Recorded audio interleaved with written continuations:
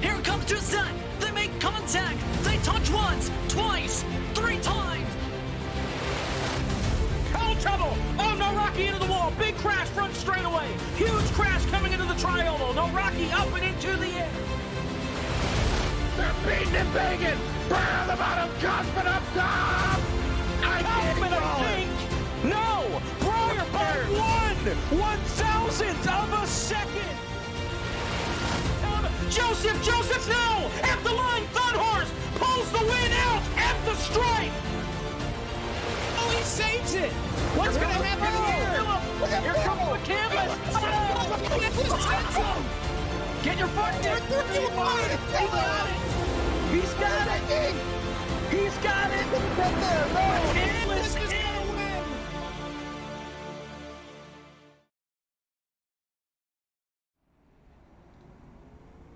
And good evening, everyone, and welcome back to Las Vegas, Nevada, where we are set for another couple of laps here for the All-In 650. We are running here with Stage 2 as we have crossed the street here in the property of Las Vegas Motor Speedway and made our way over to the Bull Ring, a 0.38 mile short track that is our host for these last handful of laps in this race. Blake McCandless, Jacob Hitz. We'll have Josh Mendoza part of things as well. Zach Johnson down in the virtual production trailer. And Jacob, it's been a week, but these drivers have an entirely different challenge in front of them tonight. Yeah, this is going to be something. I didn't think that they were going to wreck a whole lot last week, and they they did a good amount. Escalate that a good bit here tonight. It's a short track. People are going to be aggressive. It's hard to stop in these things for the corners. These brakes suck.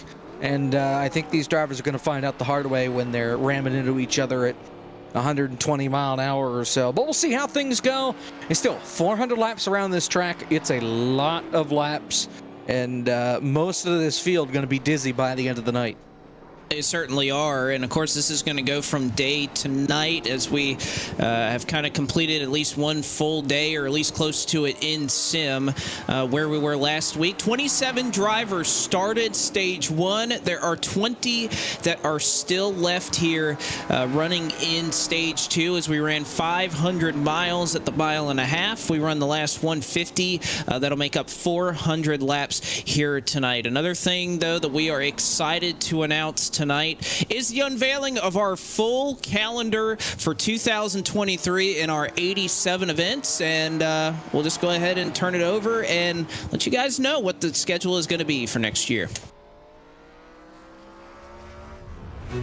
Hello, I'm Blake McCandless, and good evening, everyone. Welcome to the running of Stage 2 of the All-In 650 tonight at the Bull Ring, where Logan Helton will eventually lead us to the green flag when we get things rolling in just a couple of moments. However, before we get going tonight, we have some important business to attend to, and that is the unveiling of our full race schedule for the 2023 season. We have a lot of fantastic events planned for you to enjoy this season, so without further ado, let's go ahead and reveal the tracks and events for the 2023 Underdog Fantasy Championship Series. Race number 1 of the Underdog Fantasy Championship Series will see the toughest cars on iRacing visit the Auto Club Speedway for the running of the California 550, benefiting Music City Youth in the Arts. This track is sure to provide the best multi-groove action that iRacing has to offer, and is a fitting test of 275 laps around its worn-down 2-mile D-shaped surface. For the second race of the season, we return to the event that started it all, the Rockingham 508, benefiting the Dale Jr. Foundation. After a thrilling show put on by Ryan Doucette, Michael Cozy Jr., and Matt Busa, along with some of NASCAR's brightest stars, there's no doubt that The Rock will put on a fantastic display once again. Our third race in July will see the 1987 cars tackle the Indianapolis Motor Speedway for the running of the Brickyard 500, benefiting Gleaners Food Bank of Indianapolis. We return to this storied oval in racing history and give it the proper 500-mile treatment that it deserves. Our second returning event of the season in September will be the Yankee 600, benefiting Brad Keselowski's Checkered Flag Foundation. This race had a little bit of everything and is sure to entertain once again. Race number 5 sees the lone short track on the schedule as we embark upon the old fairgrounds at Richmond for the Fairgrounds 500, benefiting Victory Junction Gang Camp. And last but not least, we wrap things up just as they did in 1987 and many years after in the NASCAR Cup Series schedule as we travel to the Peach State to crown a champion in the Atlanta 525, benefiting Speedway Children's Charities. There is a lot to look forward to in the Underdog Fantasy 87 Championship Series, but for now, let's go back to the track and see who will win the All-In 650.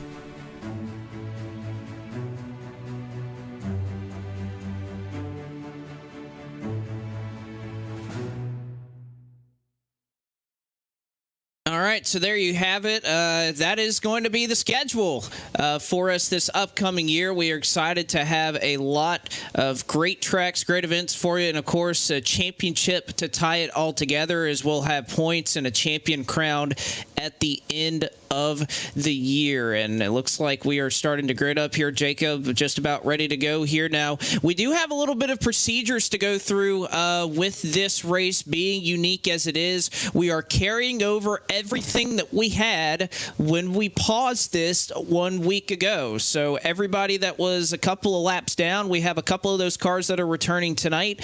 They will be put back to 1, 2, 3, 9, however many laps down that they are. That's what they will inherit when we start here tonight? Yeah, our race admin, Ben Easterday, is going to be busy for the next 5-10 minutes or so trying to sort everybody out, get them in line, and get them in the proper laps down. And we'll see how things roll here because everybody is rolling, and we are almost, I guess, a lap and a half or so away from resuming the All-In 650. By the way, we do have Joshua Mendoza, who's going to be joining us a little bit tonight. And, I mean, Josh, I know this is kind of a night for unveils and releases and announcements and everything. I mean, anything you'd like to particularly, announce tonight? Yeah, so I actually was able to locate some drinks at the grocery store earlier this week that I've been looking for months. So big announcement there. Drinks are resupplied if you come over here and stay at my place. What kind of drinks we talking? It is Troparaca Snapple. It's a zero sugar drink that is good for people who are trying to wean off diabetes or anything like that. Yeah, that seems like a good cause, I'd say, as we'll see. Logan Helton right now going to come around, and we are going to continue pacing under the caution flag as everybody who is lapped down going to pull off, and we're going to have to settle a couple of scores here to get everybody lined up exactly where they were 1 week ago. You can see Logan Helton was the race leader.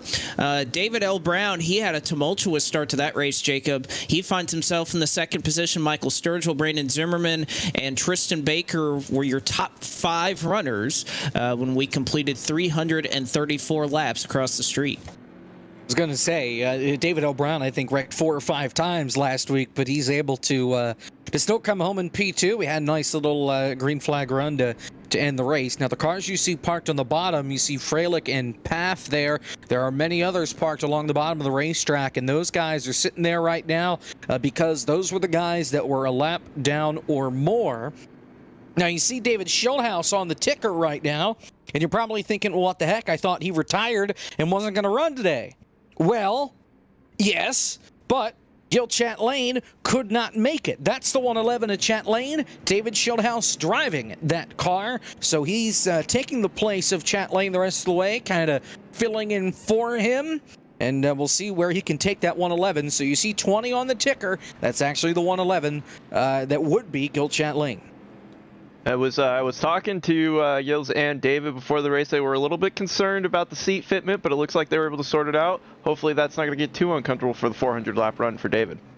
Yeah, I would imagine that if Jill, I don't know, is any average size, it'd be pretty tough to try and get David Schildhouse to try and fit in that car without too many adjustments taking place. But nevertheless, Schildhouse will resume where that 111 was running, which was in the 11th spot, and will technically be scored as the lucky dog. He would have been the lucky dog when the yellow flag flew at lap 334 at Las Vegas Motor Speedway. So he'll be put at the tail end of the field, not only because of that, but because of the driver's substitution as well. There are 7 drivers that started last week that, well, they retired last week, and because this is all being scored as one race, they retired and they're not able to make it out for this race tonight. That includes Jeff No, who will finish in 21st, James D. Gibson, who finishes in 22nd, Mike Wright in 23rd, Kwame Scott 24th, Benjamin Branscombe 25th, Schildhouse's original entry scored in 26th, and Matt Brewer in 27th will be the drivers that, again, did not make it all the way to the end necessarily. So these are the drivers that remain and were able to advance to this segment of the bull ring. We've continued to pace around here and put everybody exactly where they're lined up to be. Still have a little ways to go. Cole Freilich is the furthest car, I guess you could say, a lap down. He was 13 laps down after that late wreck last Tuesday night where he nosed it in the outside wall, had a little bit of help doing it, but got the required repairs right at the worst time. And I mean, we were talking with a couple of guys pre-race, Jacob, and it's not out of the question. I think there's going to be a lot of attrition in this race. I think that's pretty safe to say.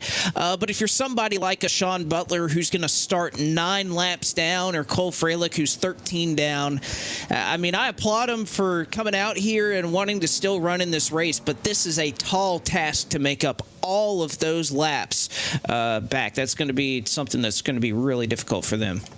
Yeah, not only are you going to need a lot of cautions to get back onto the lead lap, but you need a lot of cautions for the guys in front of you to get their laps back, so that way you can get your laps back. So you're going to be waiting a really long time. And for somebody like Sean Butler, who is going to be a lot of laps down, he's going to need some 30 cautions to get back on the lead lap. It's going to be a long, long night for these guys.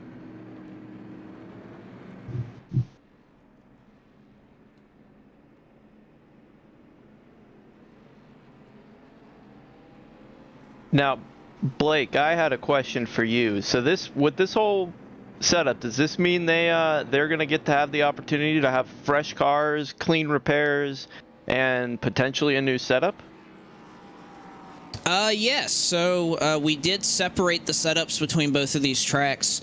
That was kind of one idea that we floated around a little bit, is making this open setup and just saying you have to run the same setup at both tracks, but that just would have been a nightmare enforcing that, and I don't know, that's a little bit too stupid, I think. I know this idea is kind of out there, but I know it would have been a real tall task to say, hey, guess what? You got to run the same car. We have no way to really check it. And I think everybody would have just figured out that running, a short track set here, or, the faster setup across the street probably would have been the way to go. So, but yes, new setup, all the damage repairs. I mean, if we could carry over damage, that would be great. But just don't have the capabilities in iRacing to do that. Wasn't quite built for that purpose. As well as tire sets. I would have loved to have set tire sets for both of these races, and you would just carry over your tire sets from the previous week. Again, problem with enforcement and figuring all that out, that would have been a nightmare. So unfortunately, we're limited by what we can control, but yes, everybody that had damage last week will be able to pick it back up. I mean, particularly Alex Kolonix, he got some heavy damage towards the end of stage 1, and he doesn't have to deal with that anymore. He was able to hold on to the lead lap and not go a lap down. And you can see right there, brand new, fresh race car for the number 22. So that's good for him. Butler and everybody has been put where they were originally scored, except for Cole Freilich. He is the only driver that we are still waiting to go a couple of laps down. Butler will go back to 9 laps down, and then we'll get our caution that will allow these drivers the opportunity to come down pit road, do whatever they have to do. Don't imagine that with the fresh tires and fuel that they have, that they'd be willing to do that. And then, we'll get things started here in just a moment after that. All right, so now the caution's out. Thrown by Ben officially now. And we've got just a couple more laps here until we get the green flag and get us going for realsies.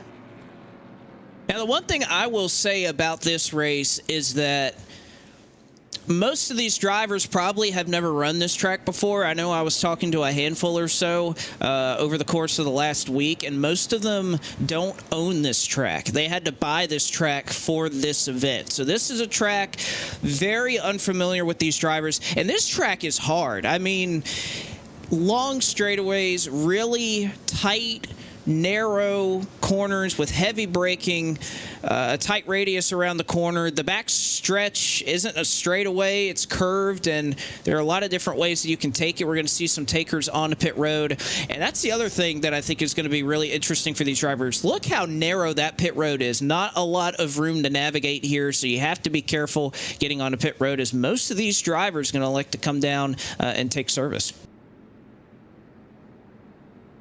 We're going to see guys crash trying to get tonight. Absolutely. If it happens under green, I'm not even going to rule it out under caution. I was testing some things out on ATVO earlier today, and it was, I think, a C fixed race or a C something race at Dover in the trucks. How did it go? under caution, some 30 laps to go. One guy, or no, I'm sorry, it was in these cars. It was the NASCAR legends that were at Dover today. Trying to fake people out at the last second, turns to the right to get off of pit road, hits the barrels at the end of pit road and gets a meatball flag. So he has the lead, but he has to pit because he tried to bait too many people and wound up paying the price. That you got to be careful with with pit lane, especially when there's crap at the end, like there's a tractor tire or a couple of tractor tires here and then the wall. You don't want to hit those. You got to be careful. That's a narrow entry too. What's going on here with David L. Brown? Is he did he get a penalty of some sort? No, David L. Brown is okay. Again, we didn't want a disadvantage because obviously we had to pace around and put everybody the laps down that they were coming into the night. So we allowed the lead lap cars to pit without losing a lap or without losing their position because technically they had to go out there and pace around a couple of laps, and we didn't want, something to happen where maybe that's a disadvantage. We wanted everybody to be even and have the same opportunity to pit when this caution was thrown. So we did give drivers the opportunity to pit without losing position. So you'll see that we'll line up double file, but unlike the start of an initial race, this is a continuation of what we had in stage one. So you'll see lap cars down on the bottom, lead lap cars on the outside. Philip McCandless is your first car, one lap down. So he'll start at the front of all of those lap cars that are down on the inside row. And then, of course, you have Logan Helton, who led us to the end of stage one. We'll start on the outside here on the lead lap. This is where this race is going to get really interesting, Jacob, because I think you have a lot of cars who were kind of put at the bad end of that strategy call when we had that yellow flag in the middle of green flag pit stops. You ended up with a lot of cars that are one lap down, but we know there could be attrition here tonight. This is their opportunity to make that up. Pace car is off, and stage two of the All-In 650 is ready to get underway as we are now at the bull ring for 400 more laps. Logan Helton has the field, the green flag is out, and we are back underway in the All-In 650. Oh, McCandless blinked and he's going to crash. Phased into Logan Helton and he's against the outside wall, single car. Oh, heartbreak for McCandless, who was trying to get back onto the lead lap. Now he is one lap down, tail end of the field with damage to that 109. What a tough start for Philip. And again, no caution thrown. He's still the only car that's one lap down. So if we do get a yellow, he would get back on the lead lap. But a tough way to start. He blinked out. Nothing that Logan Helton could do to try to avoid him. Didn't know where he was. So he'll collect it back up. David L. Brown has resumed the race lead out front. Then you have Helton, Sturgill, Osmer, and then Hayden Swank getting pretty aggressive right here. He's 2 laps down. He has Sean Butler behind him. Butler is 9 down. So again, a mix of cars that are on the lead lap and not to try to get back on the lead lap. And McCandless is on pit road. Oh no, this isn't good. That looks like a meatball right there. That right front suspension looks broken. He's going to have to take care of that. That's going to send him back multiple laps. He had one, but it got cleared by Ben. At least I'm assuming that's the case, because he should have had a meatball flag. And the last black flag that got cleared was for Philip. So I think there was a meatball in there that got cleared, so he still had to come down and serve it. Golly, that is so tough for McCandless, and it's even tougher here at the bull ring. You're going to go plenty more laps down here, although he takes off now, so not... Oh, he takes off, and we have trouble in turn 1. Aaron Smith is around, as well as Christopher Paff. And our caution flag waves just 7 circuits into the bull ring for the first time. Remember how I said how hard it is to break in these cars? This is Exhibit A. Watch the 30, Christopher Paff, he's on the outside, gives the spot up to Aaron Smith. He drives it down a mile in too deep. Dumps the 70, and then Art Reimer dumps the 30 as the 30's trying to check up and actually stop the car. And there's your first caution. I figured it would happen that way. There were a couple of guys at the front that were getting close to doing that. And Christopher Paff strikes first. Yeah, it's kind of funny how karma works out there. You bump the car in front, the car behind bumps you, and you spin out as well. I like that. What comes around goes around. And I don't think that was anything intentional, but I think it's hard to stress to our viewers out there just how difficult it is to try to break these cars at a track where you have to break a lot already. So very tough for these competitors. Paff running 4 laps down. Smith now at the tail end of the lead lap. He'll come down pit road, take some tires. They are limited. They do have 10 sets on pit road. It's the exact same number that we had across the street a week ago. But you'd imagine that that won't be too much of a factor here. I think tire fall off going to come into play a little bit, but at least for now, most of your race leaders staying out and maintaining their track position. Want to welcome, I guess, the 4th member of our broadcast crew. How you doing, Travis? Hey. Have any high rock on you? No, not this week. Dang. Well, I have some High Rock, but I'm not going to drink it There you go. tonight. Well, at least they sell it down in your direction. Yeah, it's still like you have to go to Total Wine.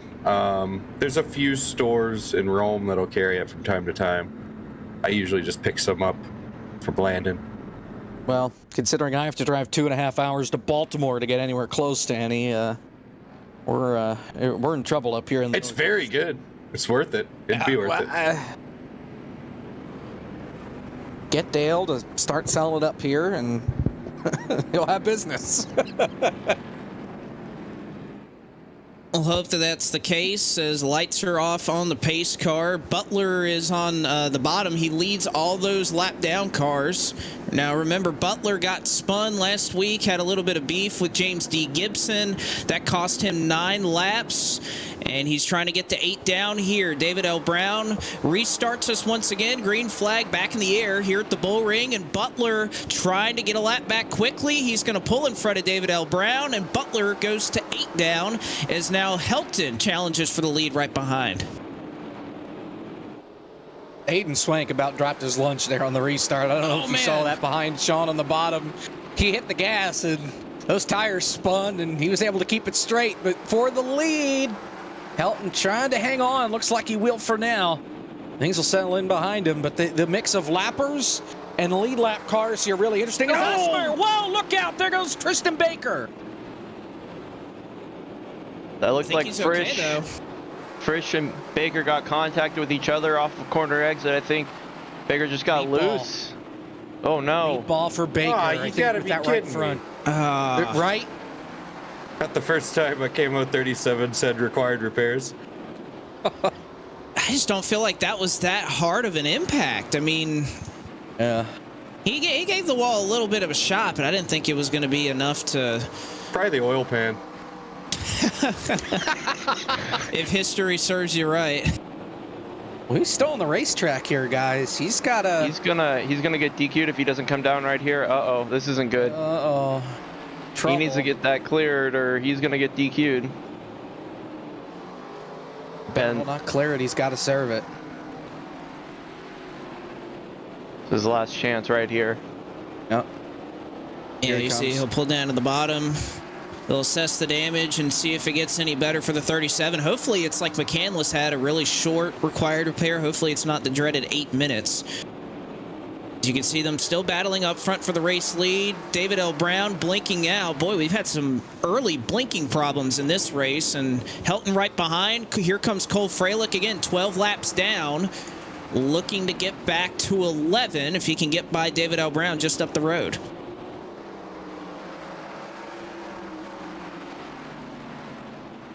Much cleaner start than I thought we would have to this race. Well, we had one car go around on the front stretch. I think that was Christopher Paff. Yeah. Yep. Did save it though. Yeah, he had some issues last week at the big track as well, and he just got a little too loose coming up off the corner and to the tires, and he's actually in danger now of getting lapped here by Sean Butler, who is a lap down. Oh, we got 2 around. Oh, One around. Sturgill! Turned by Frisch. It was looking like Frisch was about to go around 2. Yeah, he had Kolnick's behind him. That was a couple of cars stacked up on the bottom, and that's what makes it so tough. At the short tracks, you get lined up on the bottom, and one guy lifts, and then it turns into bumper cars, and oftentimes people get turned around. I mean, look at this contact. The contact is so light. Kolnick's barely got into Frisch, and it shoots Frisch right into the 90, who has really no control over it. I mean, look at that. They barely touched each other.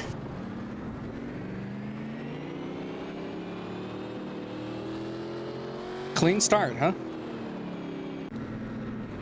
Again, I think that's still above my expectations here. I would say, we've seen some pretty nasty races with similar car track combos. I'm thinking of a North Wilkesboro race in particular where it felt like we could only go 1 or 2 laps at a time. Good Lord, please don't bring that. Oh, man.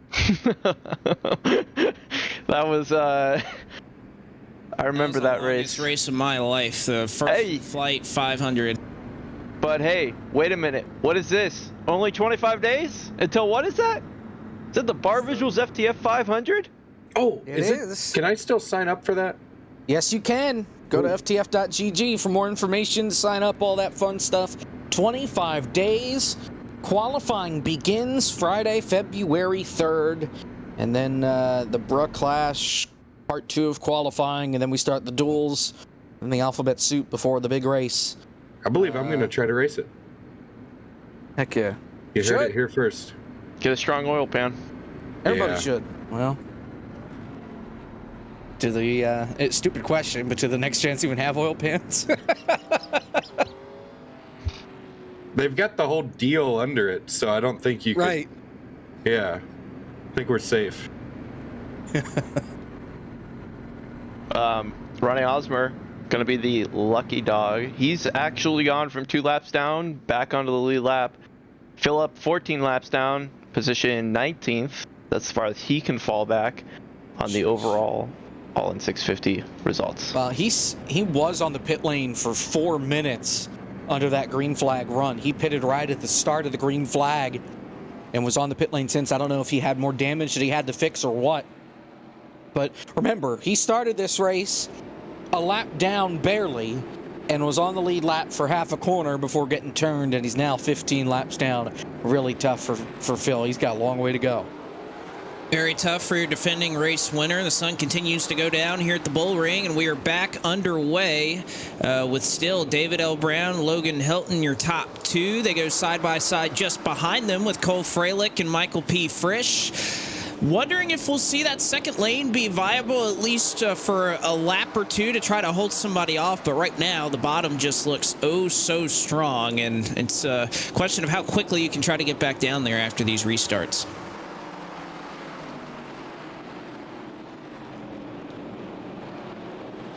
Frisch stuck up on the outside there, battling with Sean. Remember, Sean's a lap down, multiple laps down. Trying to work his way back toward the lead lap. He is now, 8 laps behind the race leaders? It's a tall order. We're only 30 laps into this race, and we've had 2 cautions, but that's still a big task to do as he's racing hard on the inside right now of Hayden Swank. I picked Sean to win. Oh, I wouldn't rule it out. At this point, he's been very fast. He was pulling away from the leaders on that last green flag run. Sean could be a sleeper as long as he can get those laps back. We'll have 8 more cautions easily here. If he can get out in front of the leaders before the caution each time, Sean's going to be in a pretty good spot. he was faster than the leaders last time, both times last time by. He's gotten past Cole Freilich. So now he just sees first and second right there. That's Logan Helton and David Brown. And then you got the 32 machine of Sean Butler, who's looking to get one of those lap backs the hard way. The manly way.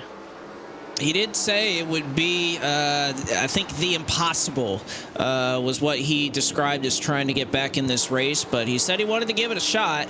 We'll see if he's able to do it. Again, has a long ways to go. He was originally 9 laps down. He now sits 8 in the 17th position. So he has a ways to go. Tristan Baker is 3 laps down out on the racetrack right now. Of course, he started on the lead lap, had a little bit of required repairs, but as far as getting required repairs, not too bad. There, Jamie Ritchie Price is into the outside wall in turn 4. Single car spin. And yeah, he didn't have any help with that. He just got in the corner a little too deep and just lost the tail end of the race car getting into turn 3. But he will go a lap down as a result. Go put that in the video. Unfortunately. I'm tracking how Sean is driving right now, and he is very, very loose. I think these tires, he's already overheated them, just trying to go fast really early on. He's got Frisch hot on his trail, as you see right here on board with Sean, and that's the Frisch machine behind him. He is holding them up, and I would not be shocked if he doesn't get a bumper right here. Whoa, these two know each other well enough. I wouldn't say that they'd, get after each other this early. That's how we did it at Vegas, though, was just overdriving the race car and burning the tires off it.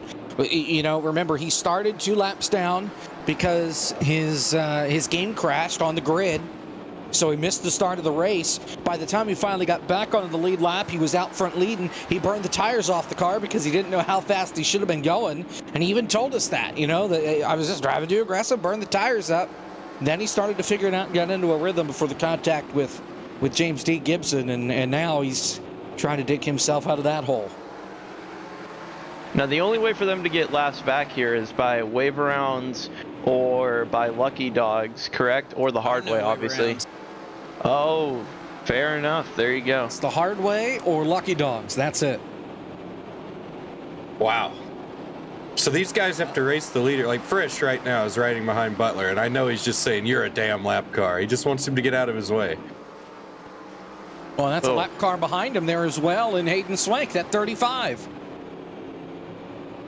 Swank's been very aggressive up here, kind of running amongst the top 5. Now, the problem is, so Swank is 2 down. He would have been the lucky dog, but with Jamie Ritchie Price to spin, that's no longer the case. So that's the other thing is you need enough cautions, but you need them to happen close enough together that you don't have cars that are on the lead lap right now that eventually go a lap down. Also, the sunset is tough here out of turn 4. I hope these drivers have their HDR turned off, because the next couple minutes you are going to be blinded coming out of turn 4 here. Comes Frisch. Frisch goes underneath. You see him right there, and now the 35 machine also.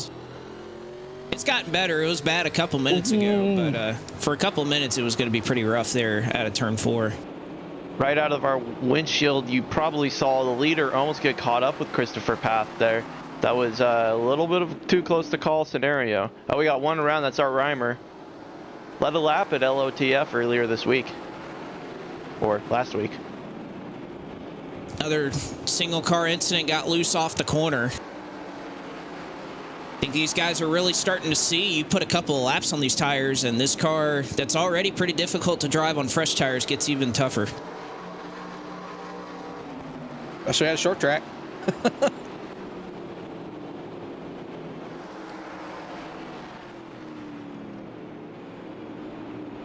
Brown, Helton, Frisch, Kolonix, your top 4. Also want to mention David Schildhaus is running in the 111 tonight. Was filling in, and per the rule book, there you see him right there. Schildhaus is filling in. So if you remember last week, Schildhaus Hold on, Blake. We're 4 wide going into turn 3. Christopher Paff trying to get out of the way, and 3 guys trying to pass him at once. Freilich gets out of there, Fulton gets out of there, and Reimer gets out of there. 4 wide. I didn't know you could do 4 wide here, but they did it, and nobody got hurt. What? It's lap 69 of part number 2. Like, I've got 360 to go. Nice. 350 to go. Nice. Lap 69 of what was technically in the session a 420 lap race. Oh, wow. Those are two numbers that are good. I would say that they would make great eNASCAR Coca-Cola iRacing Series numbers. Well, Unfortunately, we can't do triple digits, so 42 and 69 are fine by me.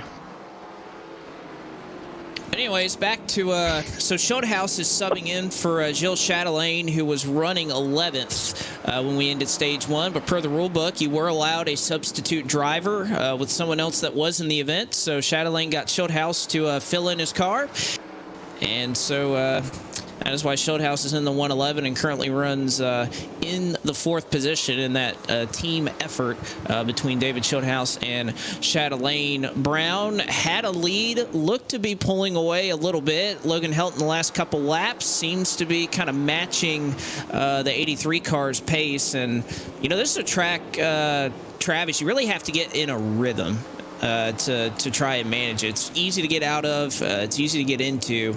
I don't know. When you were running at Hickory, were you able to get into a pretty good rhythm? Oh yeah, great rhythm. You seem like a guy who has a good rhythm. I have a wonderful rhythm. I actually have a secret band. We tour around the southeastern United States. I mean, your brother does, I don't know, he's pretty musically gifted, I would say. He is. He actually does play music. I am not musically gifted, but I did kind of fall into a rhythm at Hickory. But I didn't make music. That's unfortunate.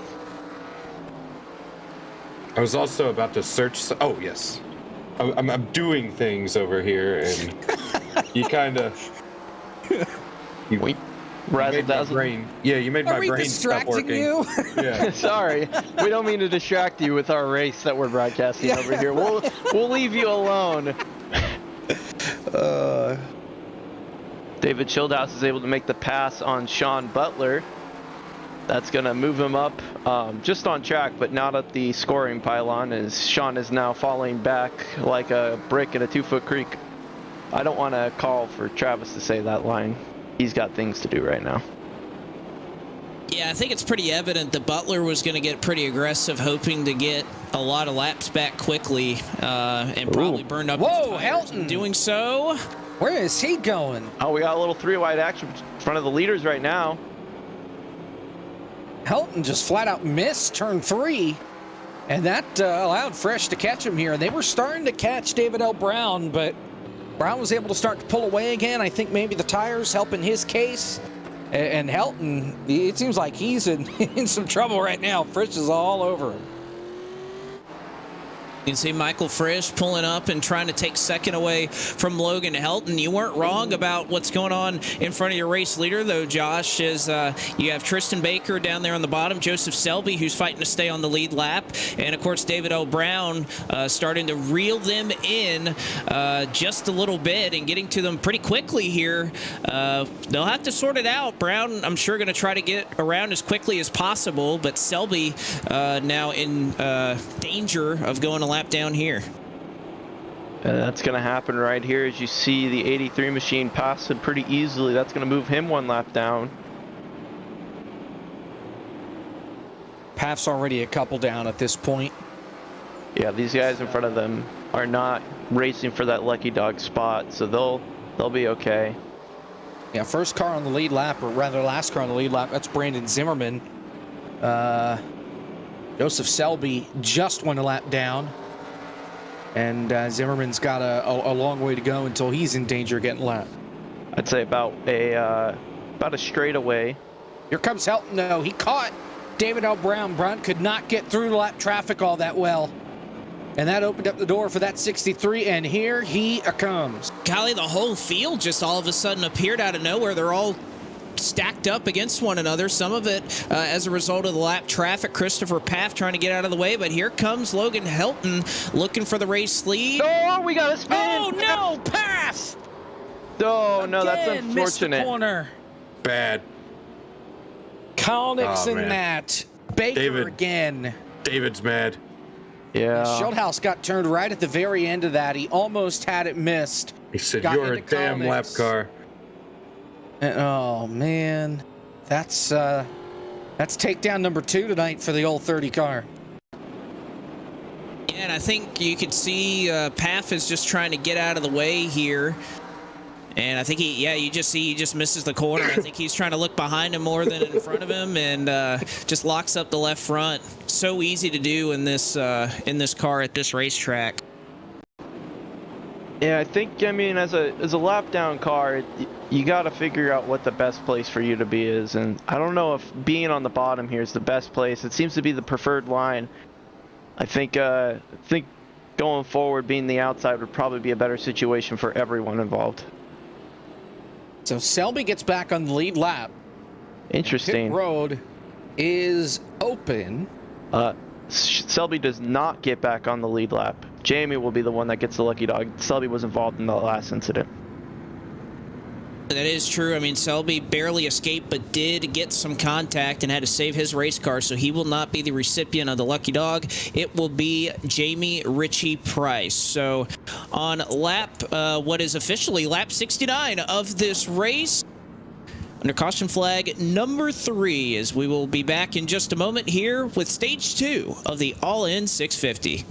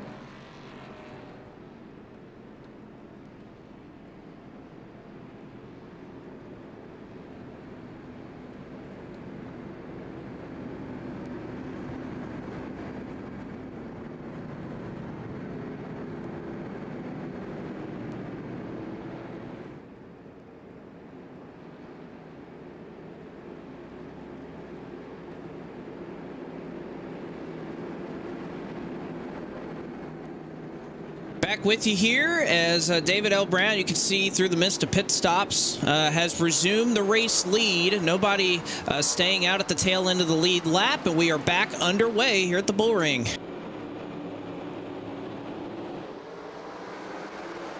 See if we can make it through this restart. Logan Helton getting eaten alive there by Hayden Swank. Swank multiple laps down, trying to get one step closer to the lead lap. He's got to get to David L. Brown, though, and Sean Butler is driving like a madman again, trying to get his way back up there. Still 8 laps down, that number 32. Oh, Joseph, that was close. He almost got involved with Cole Freilich right in front of the group of lap cars there. I can speak English. Oh, man! Where is he going?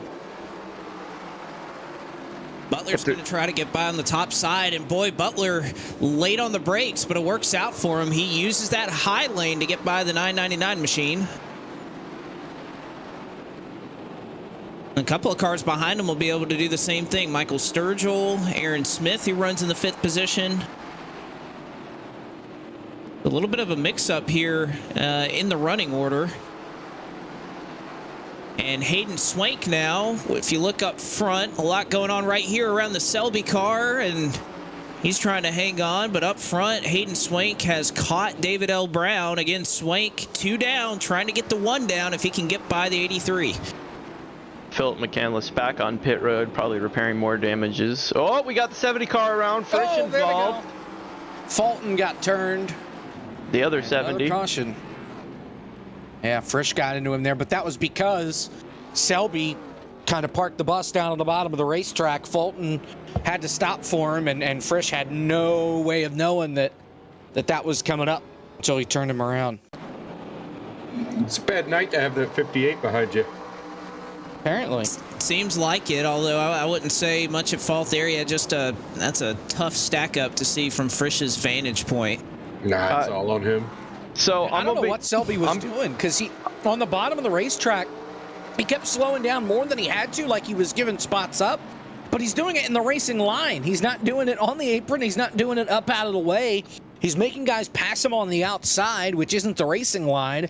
And then he's going slower than the guys around him by a good bit getting into the corners. So I think as a result of that, because Selby would have once again been the lucky dog, he's not going to receive it.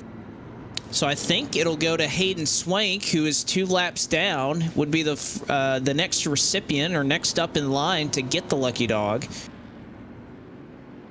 So actually, Ben just decided to overrule iRacing and gave it to Selby. Yep.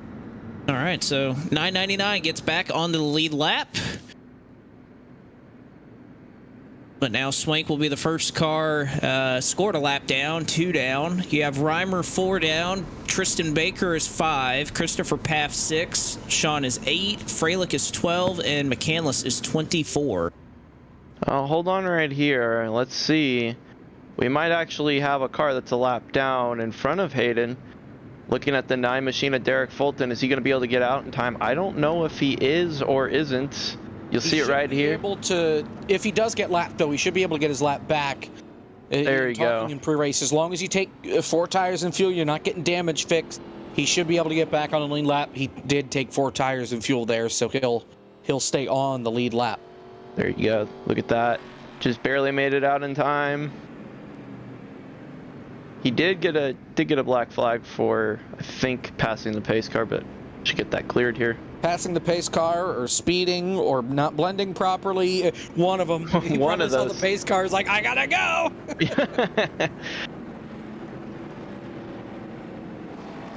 Lights are off on the pace car, and what, this is caution number 4, I think? If only we had a graphic to show on the broadcast. Take whatever that graphic is and -1. I think it's technically 4. The graphic may be wrong. I have 5. I'll say our producer, Zach Johnson here, because technically we threw one before we actually got started, but Brown... Oh, that's right, yeah. Puts the loud pedal down, green flag is out, and once again, Hayden Swank trying to mix it up here at the front of the field. I don't think Helton's going to battle him all too hard, but Helton has to try to get down. He's got Cole Freilich right now on the inside of him, and Butler just behind that 15 car.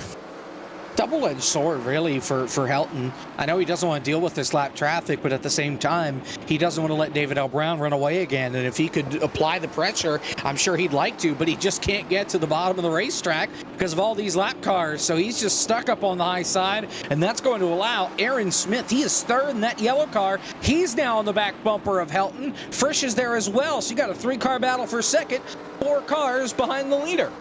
I want to call attention to Hayden Swank. If he's able to get past the leader, it's going to be massive for him. He will not only get 1 lap back, if another caution comes out, he'll also get back on the lead lap. So he is racing for an opportunity to jump back up onto the lead lap right here and right now.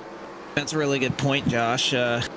He would get essentially 2 for 1 if he were able to get by David L. Brown. Now, if you're Brown, you're not really racing Swank, but at the same time, you want to make it as difficult as possible, not just for Swank, but all the other cars who are kind of looking to get back on the lead lap here. You don't want them to be able to do it so easy. So I guess you have to question just how much do you try to hold off Swank, who I'm sure is kind of pushing extra hard just to try to get back in front of David Brown. Well, and him and David Brown were kind of talking back and forth under that last green flag run. He was kind of hoping that David L. Brown would let him go by, and Logan Helton was behind him and said, why in the world should he let you by? It's not his job to let you by, even though he's the leader. You're a lap down. You're racing the leader. It's your job to get around him, not his job to let you by. I think Hayden just overcooked his tires right there, and that's going to make it even more difficult for him to keep up with David Brown, who's been maintaining his tires quite well so far during this race. Yeah, Swank got a little bit loose off of turn 4 that last time, but here he goes right to the back bumper within about half a car length of David L. Brown. So, yes, the message has been quite clear for a lot of these lap down cars as you try to just push your tires as much as you can and get by that leader if at all possible. I mean, if I'm Swank, I gotta kind of do a cost analysis here of what happens if I move Brown. Is that gonna upset him if I don't wreck him? I mean, he's got so much distance to help him behind that he should have plenty of room to be able to merge back in and maintain that position. I'm sure Sean would cheer on a move because that's going to definitely give Sean an opportunity to pass David and get one of those 8 laps back. Oh man, he is throwing haymakers on corner entry here. He is going in Trouble deep. front straightaway. Oh, Art Reimer in the inside wall. I heard him, and then I saw him down there. We're still green, single car, out of the racing line if he can keep it on the apron. And I think once again, Art just lost it by himself. Winds up. Oh, Sean's going in. Right here, inside. He set it in deep. Sean passes Swank. Now he has his eyes set on David L. Brown to try to get back to 7 down if he can do so. All right, let's see what he can do here. He seems to have the car quicker and more hooked up at the moment. David sliding through the middle of the corner. That's going to give Sean an opportunity to work on the inside. Not enough. Oh, is that a bumper? Oh, man. Nearly gave him the bumper. Opens the door for Swank as well to try to get back by Sean Butler. They're going to get into lap traffic here in just a moment, but Butler right here can kind of swing wide and get a little bit deeper into the corner right now than David L. Brown. Will poke a nose once again. David's just not able to maintain that corner speed that Sean has. It's like his car. Oh, and Sean sent him around. Oh no! And Sean Butler's been turned into a monster. I don't give a damn anymore. I love it. He really doesn't. I don't think he meant to because he almost made contact with him earlier and he backed off so he didn't wreck him. I think that time there, he just drove it in too deep and there was nothing he could do. Once he got that 83 sideways, he was going around and there was nothing that Sean could do in order to save it. You see how much better Sean's been able to roll through the center of the corner? Yeah, just gets in there a little too deep. Spins David around. That may have been the best thing for not only Sean, but for Hayden Swank, because I think Swank was ahead of David Brown when the caution came out, so he was technically 1 lap down, and he gets the lucky dog. So Swank here might be in a great position to have gotten both of those laps back with that spin. Oh, Logan Helton almost wrecked trying to come down pit road with Frisch. That was a last-minute decision that almost resulted in a contact. I mean, it looked more dramatic from the point of view I was looking at. I mean, it looked close dramatic. Is a word. It looked dramatic at the time. It looked dramatic at the time. That camera angle, maybe. Because from the TV angle, I agree, it was close. From the far chase, you could tell it was not all that close. I'm trying to deliver ratings over here, and you're just shutting them down. Come on, man. So that's going to put Swank on the lead lap here. And I think Sean did get a lap back as well, so he is 7 down. Wow, that's amazing. Swank was very excited to see Sean go in there and do the move that he didn't quite want to do on the leader. And I mean, I don't fault Sean there. It felt like David was he was just trying to keep him a lap down, and at some point you got to figure out, what's worth holding these guys up for versus, just figuring out what the best plan is. So it's unfortunate, but that's what happens. Have to wonder, those are the type of things at a short track that can sometimes come back around, and we'll have to see if I know these guys have raced together a lot, so I don't think there's truly bad blood, but you don't forget these things very often. Butler on the inside, 7 laps down. Michael P. Frisch has resumed the race lead and will get us back underway on lap 106 of stage 2. Green flag back in the air. Now, how aggressive is Sean going to be? He takes over, so now he is 6 down with where he is at right now. He's on the same lap as Christopher Paff, so he's going to be able to pick up a spot if he can hold on, or at least have a position to fight for a spot on the racetrack. Freilich trying to go 10 down here to the inside of the leader.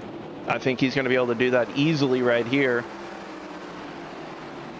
Ronnie Osmer looking to pass for the lead right there with Frisch on the outside. We got the 30 car around. He's going to stay down low. They were 3 wide a little further back, and Brown made it work. He's got fresh tires, and David Brown is on the march right now. Ronnie, is he going after Sean or the lead? You know, probably both. Ronnie is the leader, and Cole Freilich slips back to 11 laps down, almost loses it off corner exit, and takes out the field. Yeah, that got close. Great save there. Brown is rolling on the top side on those fresh tires. He's able to duck down and finally get in line behind David Schildhaus. Oh, and he almost sends David he almost there. wrecked him. He got into him. Man. Freilich's able to get down. They're really highlighting right now how difficult it is to try and make a pass here. I mean, this is a short track. This is what the bull ring is famous for, that you got to move somebody out of the way. That's a great way to pass somebody, and here in these 87 cars in iRacing have to do the same. Just these cars are so sensitive in the center of the corner. Any little bump or a nudge gets them way out of shape.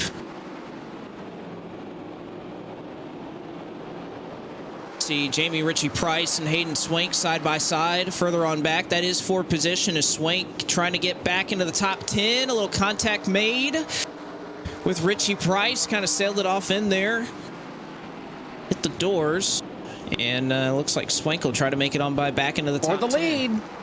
Here comes Frisch. Frisch passes. Inside and got it easily. I thought he was going to have the crossover move right there to be able to pass. Just not able to get there.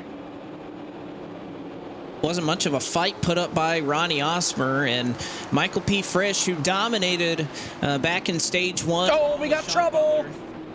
Freilich around. Yeah, he was sideways in the middle of the back straightaway. I don't know what in the world he did. It's like he just drifted it off the corner, and it took him the straightaway to wreck it, but he finally went around, but stayed green. We've seen a number of self-spins tonight. There's another one right there.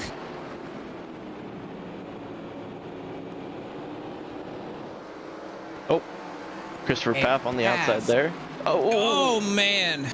Nowhere for Collins to go. I don't think Collins knew he was there. He was blocked by everybody else, and it was just a lot faster than that 30 car. Now, Sean, I don't think he needs to be racing hard here. I think at this point he needs to just be doing his best to conserve those tires and just hope he can stay out front as long as possible. Certainly the line of thinking if you're Butler right now, and not only that, you have Tristan Baker and Art Reimer who are just up the road 5 laps down, so you're eventually going to work into lucky dog territory if you can make up another couple of spots or two. We actually got a battle for the lucky dog right now. Art Reimer and Tristan Baker right next to each other on track, both 5 laps down, racing for the lucky dog. And Cole Freilich almost wrecks in front of him. Oh boy. Oh, Art Reimer loses it off corner exit. That gives Tristan Baker. That was Brandon Zimmerman that nearly lost it off of turn 4. A lot going on here in just a couple of moments. And there you see this battle for the lucky dog. Art Reimer on the bottom. Tristan Baker working the high side right now on that camo number 37. Oh, they hit each other. They'll touch. Freilich. I think Freilich said. And now they're 3 wide going into turn 3. Oh boy. As Freilich does take it down to pit road, he waves the white flag. Oh man, this is a haymaker for the Lucky Dog. They are just not giving up anything here. And Freilich has called it a night, as you pointed out, Josh. He has said enough is enough, and it was going to be a tall task to try and make up all those laps, and feels as though maybe a little bit too much to overcome. So Freilich has parked it 14 laps down. McCandless is still out on the racetrack. He's 32 laps down, but is still making circuits around the racetrack right now.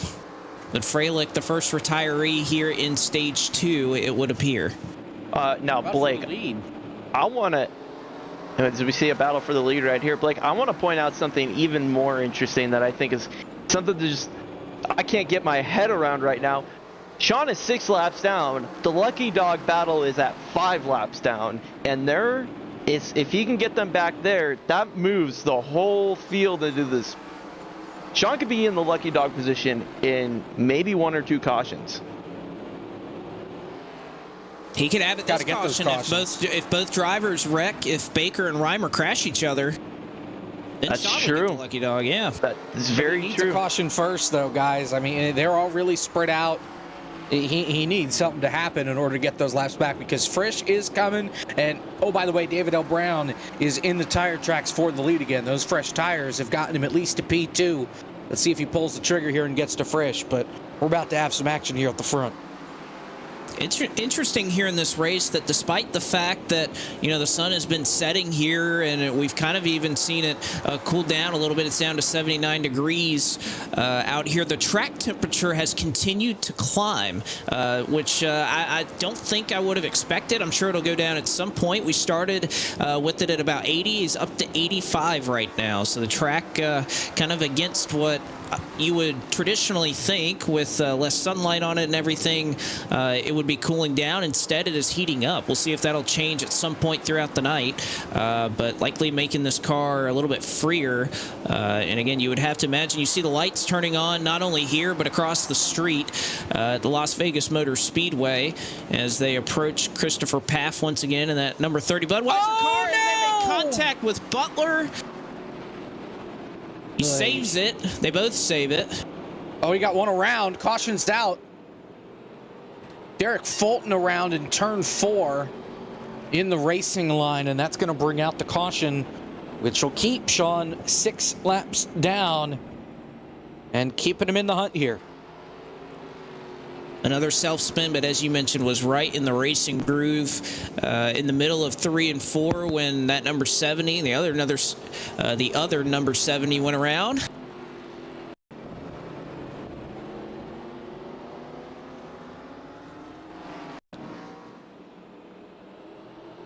So look at one more time. This is the contact between Butler and Paff there on the front straightaway. Seems to have done no greater harm to either driver. And then here is Derek Fulton taking a spill at the top end of turn number 4.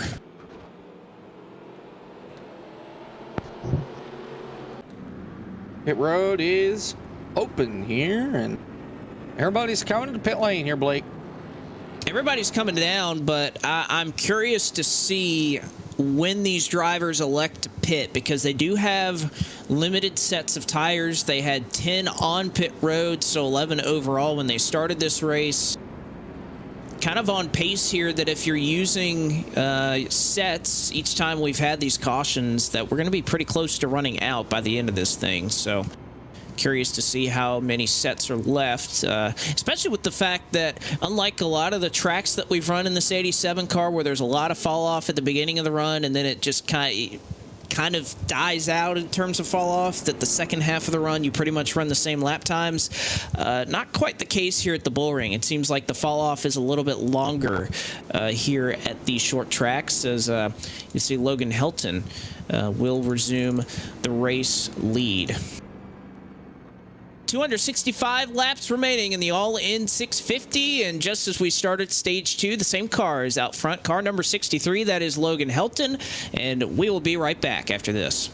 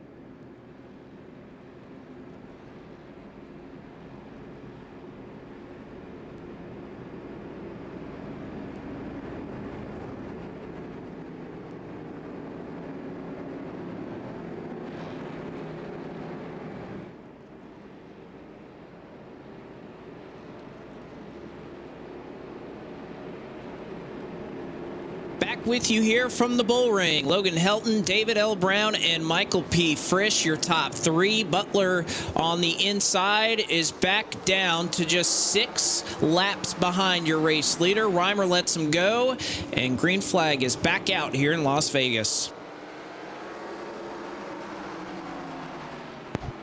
All right, well, David remember L. these Brown. two, David L. Brown and Sean Butler. They already made contact once tonight.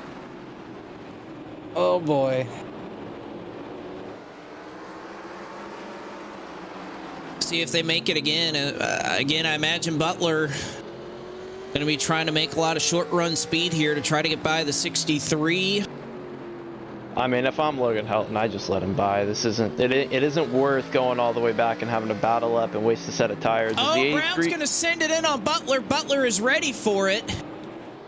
And he lets him by. I think Sean kind of knew that something was up right there, and Brown was going to send it in regardless of whether that 32 was there or not. And maybe a smart move there by the Pennzoil Ford to just let Brown take that position right there. He's going to drive him hard, and keep in mind, that 63 on 2 tires. And oh, for the lead, here comes David L. Brown. What does Helton do here? Butler's going to try to get by for second. He gets to the inside of Logan Helton, as you mentioned, on 2 tires. And, oh, man, he is sideways on those 2 tires, is Logan Helton. Now, I'm curious to see how Sean handles this whole situation here to try and get back up another lap. Does he do the same thing? Is he patient with David? How does he handle it? Has David changed his way of handling things? Or is he going to continue to block and not let the 32 by? Well, he'll have an answer if Sean dumps him again. For sure. See, Helton, he fell back quite far back. That's Ronnie Osborne right in front of him. Now running 5th.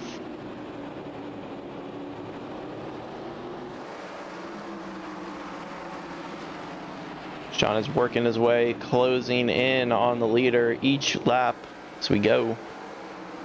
How about Michael Sturgill here? He's been running up kind of in the top 5 pretty much all night. Was very consistent. We were back over there at the 1.5 miles, and Sturgill's had a really quiet event here in the all-in 650, but battling right here with Logan Helton for that 5th position. Car number 90 has done a solid job, and even I'd say Showhouse has taken pretty well to this short track as Sturgill, without an issue, is going to go by, and Helton and Showhouse nearly come to blows in turn 3. Showhouse went low, and Helton is reeling right now on those 2 tires. And Butler passes David L. Brown. Frisch passing for the lead right now. That was done cleanly.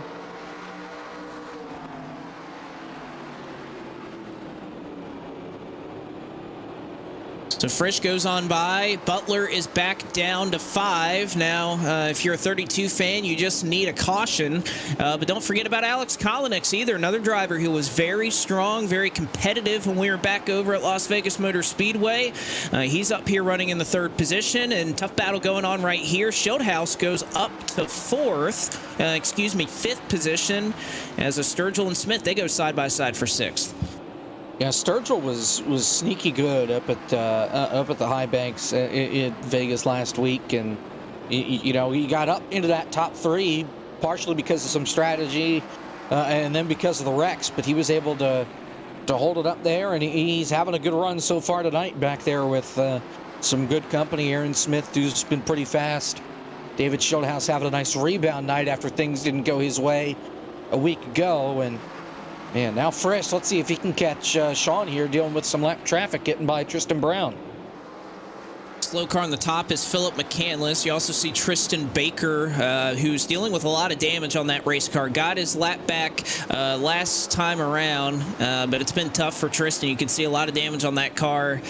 Definitely something that is significantly slowing the pace, so may lose what would be that lucky dog battle to Art Reimer in the 49 car off of turn 4 right now.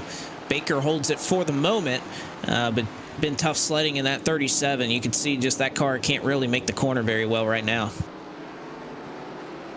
This is an important battle at this point in time for these guys, because if this caution can wait out just long enough for Sean to maintain where he's at and pass these guys, then that moves him back up to where he needs to be at to just start getting lucky dogs. And then he can start leapfrogging and getting 2 laps at a time as opposed to 1 lap at a time on these restarts. Would be big if he were able to make it happen. Back up front, though, good battle still brewing for the race lead. Frisch is behind Butler, but holds the top spot. David L. Brown and Kolonix have really been matching tick for tack with that 58 car and just haven't let him get away. They've kind of reeled in the 32 just a little bit, but you have to imagine Butler is going to be pretty protective here to try to keep that lap back. He needs some issues, though. Sounds like we may have it with Art Reimer. He's driving good. Yeah, he just sent it into the corner a little too hard, got sideways. How about Kolonix, though? Hanging here, P3.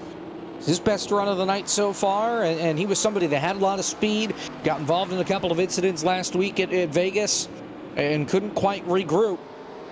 But he's got himself in a good position right now. Yeah, I know he's been in a wreck or two tonight, but a little wrinkled front end, but he's doing all right now, P3, and he is hanging with the fastest guys in David L. Brown and Frisch.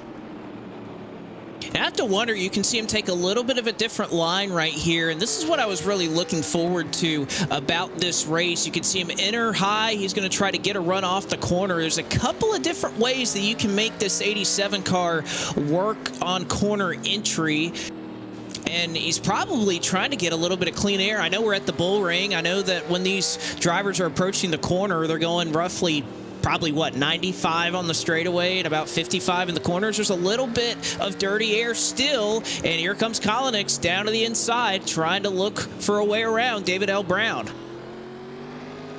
And Brown's going to let him have it, so Kolonix up into second here. Let's get a look at that Chrysler LeBaron for David Brown. By the way, change that paint scheme up. It was there's a lot more silver on that paint scheme last week, but, after the luck he had, I don't really blame him for changing it. Yeah, no doubt about it. Sometimes that's all it is. A little fresh. The paint scheme needs a little bit of work, and you're all set to go, and luck's back on your side. Now, this is really going to shake things up. Joseph Selby is the lucky dog once Michael Frisch passes him. So Tristan Baker, Art Reimer, that battle for the lucky dog, no more, as the 999 car is currently scored as your first car 1 lap down. Brandon Zimmerman will also go 1 lap down here very shortly, as Sean is looking to pass him. Not to put him a lap down, because Frisch is the one who's going to do that, but that's going to send him to the outside lane, which is going to bring this line of cars to just easily pass him. Not quite the thing that Sean wants to see is people going laps down, but this car right ahead of him for Sean is forward position. That's Art Reimer. So now 2 cars scored 1 lap down. See Reimer, Christopher Paff right there on the bottom of the racetrack, running right along the bottom.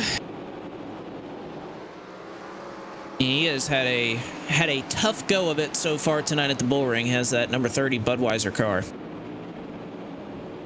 Oh man, keep it down there. So for the first time in a while, Sean makes up a spot. Art falls back, and the next car in front of Sean is also forward position. That's the 37 of Tristan Baker. Okay, can we say officially the 2 tires didn't work? Because Logan Helton is clinging for dear life. He is currently 10th, and trouble for Michael Sturgill. Yeah, I was just looking to see where Sturgill was in the running order, and I think Michael Sturgill may be having a connection issue right now. He was running in the 8th position, 5.5 seconds behind the race leader, just went a lap down and hasn't seen the message that he's disconnected from the server yet, but I think Michael may have just befallen some connection issues, and golly, that is tough for the number 90. Oh, but nope, he's reappeared back on the racetrack. He lost a lap, but he didn't fall out, which is good. So wow. We'll will put Michael back on the lead lap if the caution comes out. Props to nobody hitting him as well when you can't see him on the racetrack. That's got to be a scary feeling for Michael Sturgill running around not knowing where anybody's at on the racetrack. You can't see anybody. Well, what's really scary is when you can see everybody, but they can't see you. So they're running you over, and you're thinking, what in the world? But they can't see you, kind of like what happened with McCandless earlier. I'm sure Phillip could see everybody and drove through, and he was probably really mad for a second before he realized it was because of the connection issue.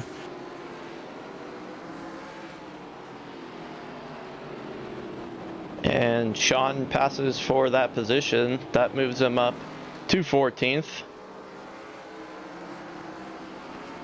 Makes up another spot, but the battle is on for the race lead. Alex Kolonix knocking at the doorstep of Michael P. Frisch. Brown has fallen a little further back of this battle. He's lost a couple of car lengths on the number 22 car. But Kolonix has been awfully impressive on this run and is continuing to run down Michael P. Frisch. Got a little three-wide action behind them between David Sheldhouse, Hayden Swank, and Ronnie Osmer. They're trying to sort it out for, I think that's position number 4. And they do.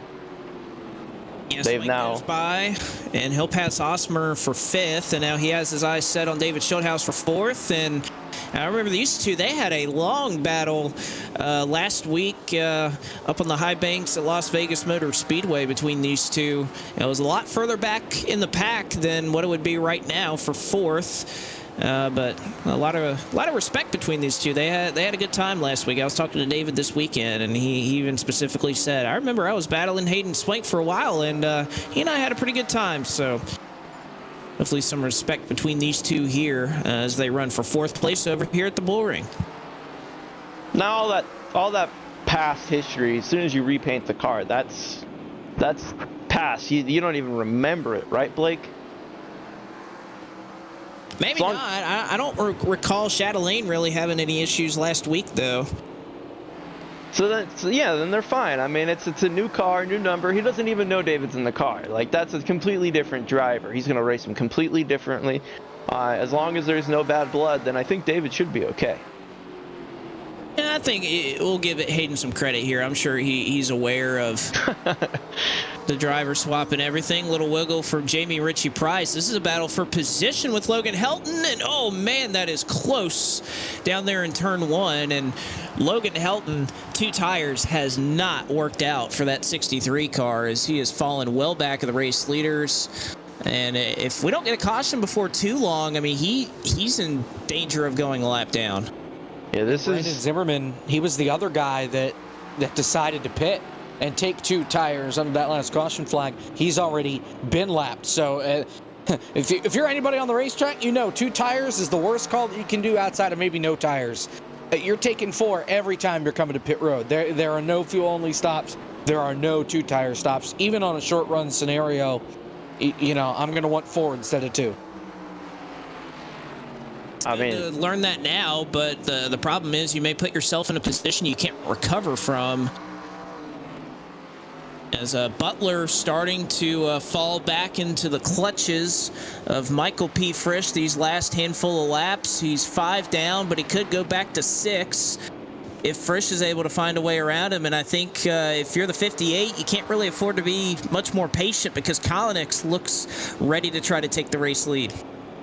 Yeah, he needs that caution right here and right now. He was happy with the long green flag run until he started seeing people going laps down that were on the lead lap. He doesn't want to see any more of those. Right now, if the caution comes out, that leaves 1 car 1 lap down. That'll be Zimmerman, who will be the 1 car that's 1 lap down. But he doesn't want anyone else getting 1 lap down. That only makes his job harder. It's only going to make it that much more difficult for him to be able to get back onto the lead lap. So if a caution were to come out, I bet you Sean would probably be the happiest person on the track. I think he and a couple of others would be pretty happy. I think Logan Helton may be a part of that group as well if that were to come out. But right now, everybody somewhat spread out as far as our lead lap cars are concerned. Sturgill made his way back by Brandon Zimmerman after the connection issue. have to say, though, he's pretty lucky that he didn't suffer anything more, just lost a lap, didn't fall out or anything like that. So good for Michael that it wasn't any worse. You can see Art Reimer there at the top end of the racetrack. But overall, Jacob, I'd say this has surpassed expectations as far as what I thought this race would look like. I thought we'd be seeing Barney getting a little more of a workout here tonight. But so far, I mean, we've had 5 cautions in the first 192 laps. I'd say it's a good testament to these drivers, the type of race they're wanting to have. And we saw a lot of spins in practice. Well, was kind of worried for a little bit, but these guys are really putting on a good show right now. Well, there's still half the race to go. Oh, trouble for Collins. His right front is flat. He broke the right front of the car. He hit the wall down the front straightaway, and it broke the right front suspension on that Ford. He hits the outside wall, and his race is up in smoke right as the leaders now catch a group of lap cars and trouble. The round goes Fulton again. Lost it by himself, and the caution flag is out. But for Alex Kolnick, a disaster. Right front broken going into turn 1. How? It's like the wall just grabbed him. Yeah, I mean, he scraped the wall in the front straightaway. We've seen drivers doing it a handful of times. We're going to see it right here. So Kolnick's fine in 3 and 4, no issues. Running up here in the second position. He's going to scrape the wall here on the front straightaway. And that flattened, that broke the wheel off. So he just said in iRacing chat that there is a spot right at the flag stand at the start-finish line that has bad net code, and if you hit it, it breaks the right front suspension. That's exactly where Kolnick's hit, and that broke the right front. Said he hit it in practice. Man, that's unfortunate. That's just bad luck right there. Man, that, golly, I hate that. That's just such bad luck and something that, you know, we do a lot of testing for these events, and that's something that I didn't find. But I would imagine it's probably some section there where the walls don't perfectly align or anything like that. But I've heard a number of drivers scraping the wall in the front straightaway. That's not too uncommon. It's something we've heard a lot tonight. And typically these cars are up for the task and can kind of hold on to it, but just real unfortunate there. Kolnick was so fast, may have been the fastest car here tonight, but that is going to put him in a near impossible scenario to try to recover out of. How about Hayden Swank, guys? 4 tires. And he smokes both David L. Brown and Frisch off the pit lane and takes the lead. Yeah, Hayden Swank. A great recovery right there. We mentioned coming into the night, couple laps down, and got a little bit of a nice little boost from the pit crew here, and looks to resume the race lead with Michael Sturgill now going back down into the pits. He had stayed out for an extra lap under this caution, but yeah, Hayden Swank nearly at the halfway point. Nice recovery here from the 35 driver, the driver that we'll be seeing a lot more on these short tracks, running in the Cars Tour. Maybe not all the way out here at the Bull Ring, but around the Southeast and everything, around Virginia, North Carolina, South Carolina. Likes these type of tracks, was very fast at Hickory on iRacing a little bit earlier this year. So this is kind of right up his wheelhouse, and he could be somebody that, you know, can not only battle up front, but perhaps steal an upset here. If he were to stay out front. Let's see if maybe you can pull Alex Kolnick in here. Alex, any warning there about what happened to you there on the front straightaway? No, because on that same lap, Frisch hit the wall. I followed him into it, and there's a weird spot right by the flag stand where there's some weird net code. I had it happen to me in practice, though in practice it slingshot me off the wall with no damage. This time around, however, ripped the right front off the car. That's just unfortunate, Alex. We'll talk to you more about it in just a little bit. As we go green, Brown and Swank make contact up front, 3 wide. Selby goes down to the bottom, and David L. Brown and Swank did not have the same lifting point getting into turn 1, but they recover. They keep it going straight here as we cross the halfway marker in stage 2.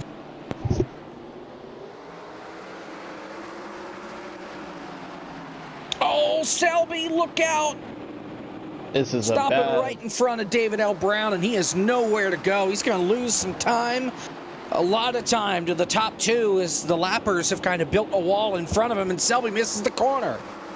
I think Selby's just trying to get out of the way here. He's going to go all the way up to the top side of the racetrack to avoid some further trouble.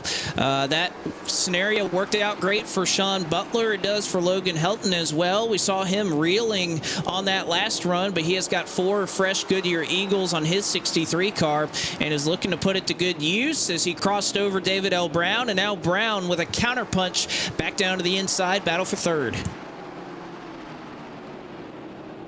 Ronnie Hosmer looking Brown to be... got loose.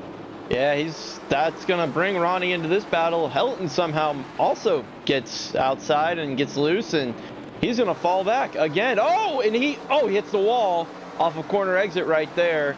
Just got too quick on the throttle, I think.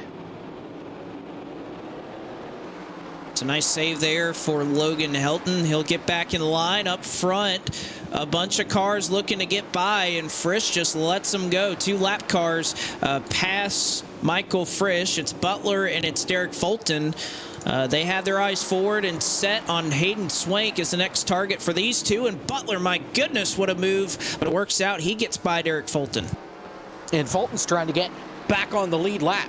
He is the first car 1 lap down, so if he can get to Swank, that would put him on the lead lap and then move the lucky dog back to Selby. And of course, Sean, he's 5 down, trying to make it 4 down at this point if he can get to Swank before the caution comes out. Don't know if he's going to be able to do it, though. I mean, Swank is flying up here.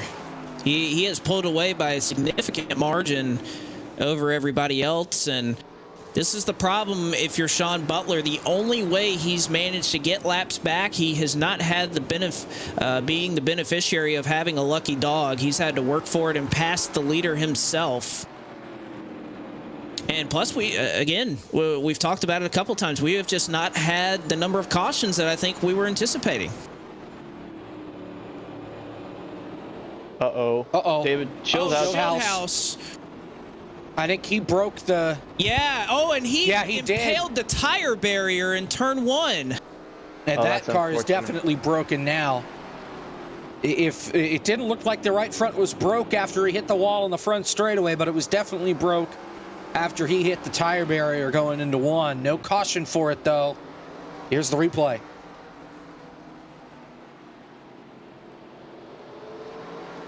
And it's going to be the same spot as Alex Kolinek's right there at the start-finish line. I mean, he doesn't even hit it, and it breaks the car. And you see the flash bulbs go off as he just impounds right there on the tire barrier in turn 1. That destroys his car, not just the right front, but the entire nose of his car. So Schildhouse, by no doing of his own, bites the dust and is the second victim of whatever is, I don't know, jutting out from the flag stand. Sucks for him and Chat Lane.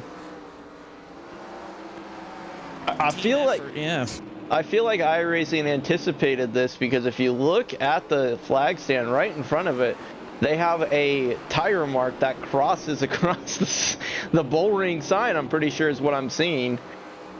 That's pretty funny. It might be called the bull ring. It appears there's a bull horn sticking out from the flag stand, as that is Brandon Zimmerman, who's parked on the bottom. No harm, no foul. Looked to be a solo spin. That car is on the lead lap. Did you have that one written down, Blake? I thought of it about 30 seconds ago. I was like, you know what? I will sound really smart here. Oh, man. Sean has caught up to Hayden Swank, closed that gap in, and it is getting even closer. I know we keep talking about this story, but I think if he can get back onto the lead lap, he's shown his speed. He's shown that he can win this race.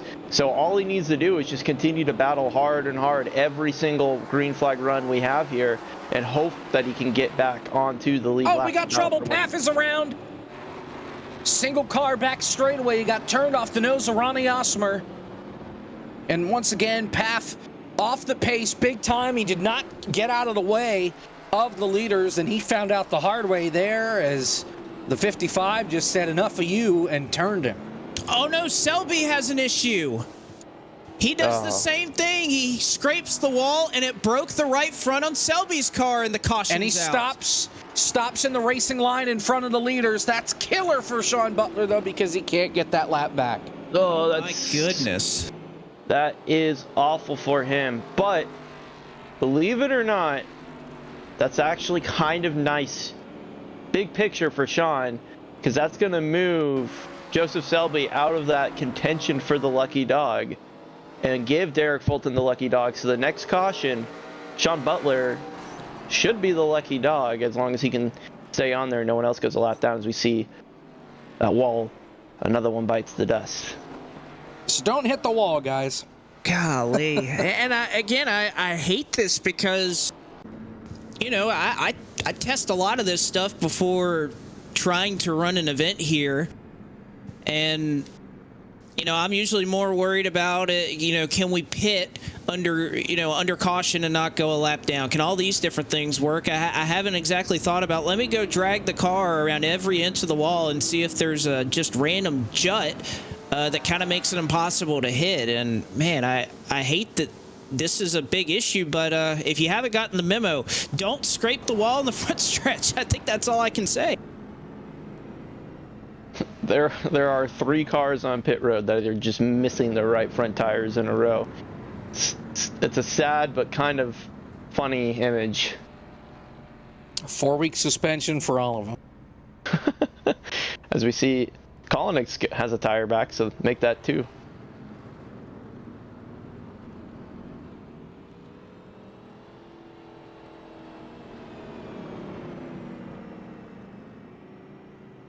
Over halfway through stage 2, 177 laps to go here in the all-in 650. Looks like this time around it is David Brown who will resume the race lead.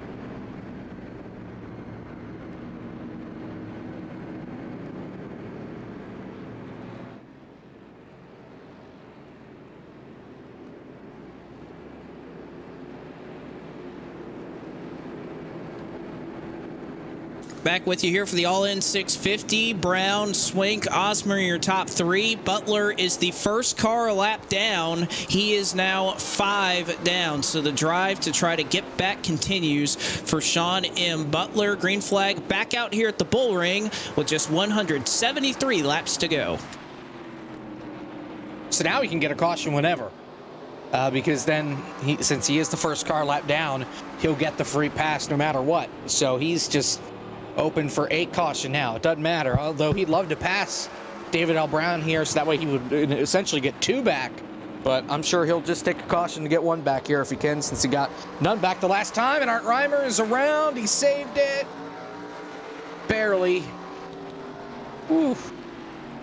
I think the problem is we're running out of cars. We've had so many cars who have kind of run into that issue that we're running thin on cars that could potentially get together around this 0.38 mile racetrack. So it's tough for him to manage. And Swank up here in second, Osmer third, Aaron Smith, Logan Helton, your top five.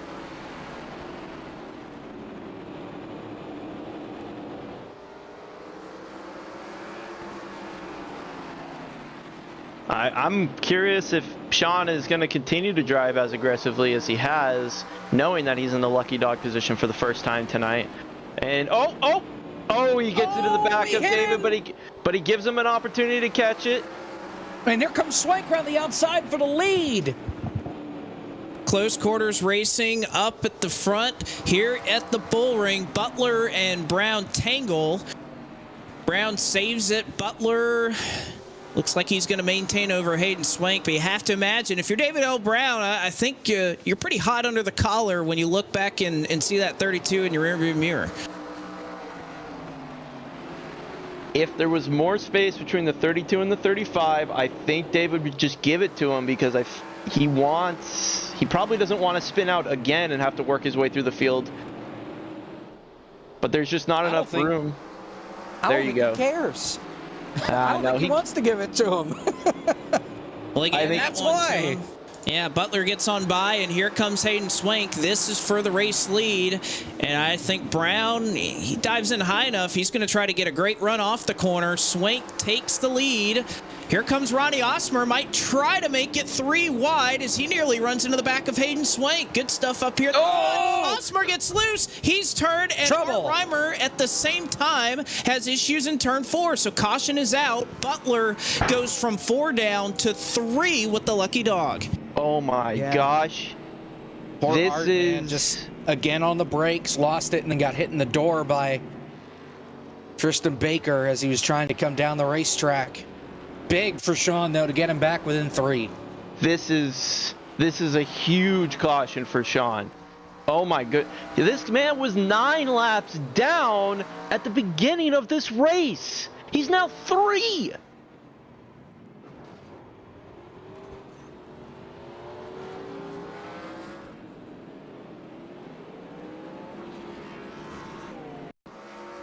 See a replay of it right here. Art Reimer getting into turn number 4 brings out our latest yellow flag.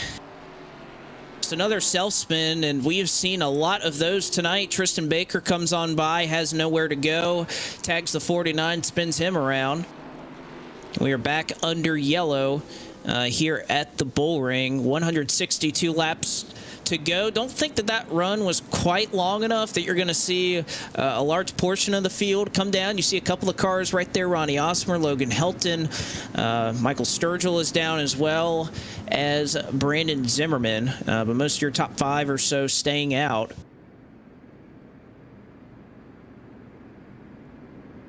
And yeah, so Butler goes to 3 laps down.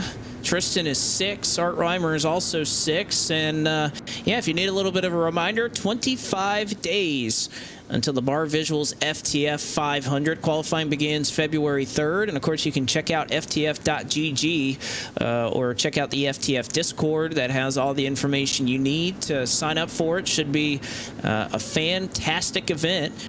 A lot of great Daytona events coming out, and FTF, no different. It's been that way since the NR days, Jacob. Yeah. Long time ago. And of course, I was late to the NR party, but still, it's all. This ain't a throwback. One of the, I think it was either 2017 or 2018, David Schulthouse, myself shared a broadcast booth on the Virtual Motorsports Network with our good friend Joe Allen. Broadcasted that entire race. I think Davey Hazard was the winner of that. But hey, that's a name I know. Yeah, a little bit of a throwback there. He didn't race full-time in FTF, but he did win the FTF 500. Right now, we're trying to find out who's going to win the All-In 650. Hayden Swank wants to make that happen. Sean Butler is hungry to try to get back onto the lead lap. Back underway, green flag in the air. Butler slides up. He's now 2 laps down, and Swank going to have his hands full with David L. Brown as he sends it into turn 3. Brown on the apron, and they go side by side. David Brown takes the top spot. Or Willie tried the crossover there, and David L. Brown shut the door going to turn number 1. How about that 70, though, of Aaron Smith up to P3? He's been sneaky fast all race long, both tonight and in stage number 1, and he is lurking on the doorstep of a podium. By the way, Ronnie Osmer, new fastest lap of the race, fastest lap of the session that last time by. Man, and that again, the track is hotter now than it was at the beginning of the race, so that is awfully impressive for that 55 car to be driving that well at this stage of the race. Aaron Smith, somebody that I think is benefited by these long races. You have to be consistent, you have to be cool, and you have to sometimes think of the big picture, and he's going to do so right now. He loses 3rd to Frisch, and he loses 4th to Ronnie Osmer, so Frisch back into the fray, Butler pulling away at the front, and David L. Brown trying his best to hold off Hayden Swank.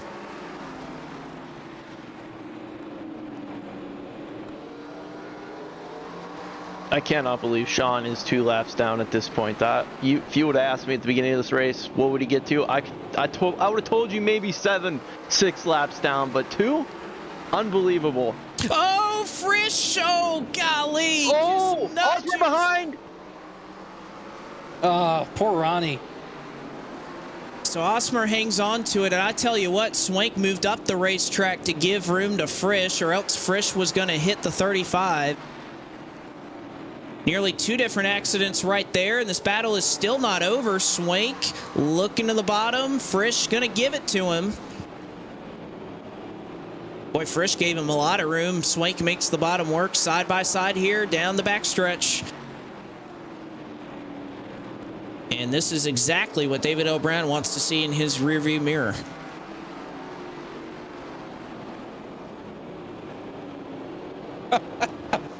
Just Whoa! Frisch. Oh, look out, Frisch. He looked like he wanted man. to pit there for a moment. Great save, but he's going to lose all that track position. This is killing Sean, though. He's like, just please wreck. I don't care who it is, as long as it's not me. Just please wreck. Frisch was close to it, and boy, I'm sure he did a lot of damage to that right rear tire just then. Yeah.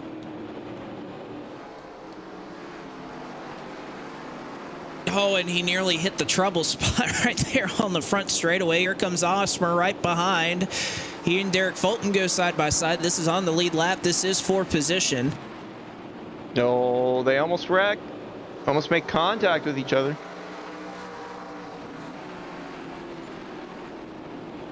Oh, Osmer gets loose. He hit the apron.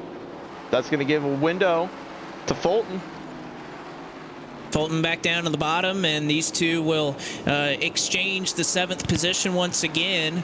And I don't think Osmer quite has the rear grip. I think like Frisch, he just got on the gas really hard there for a moment.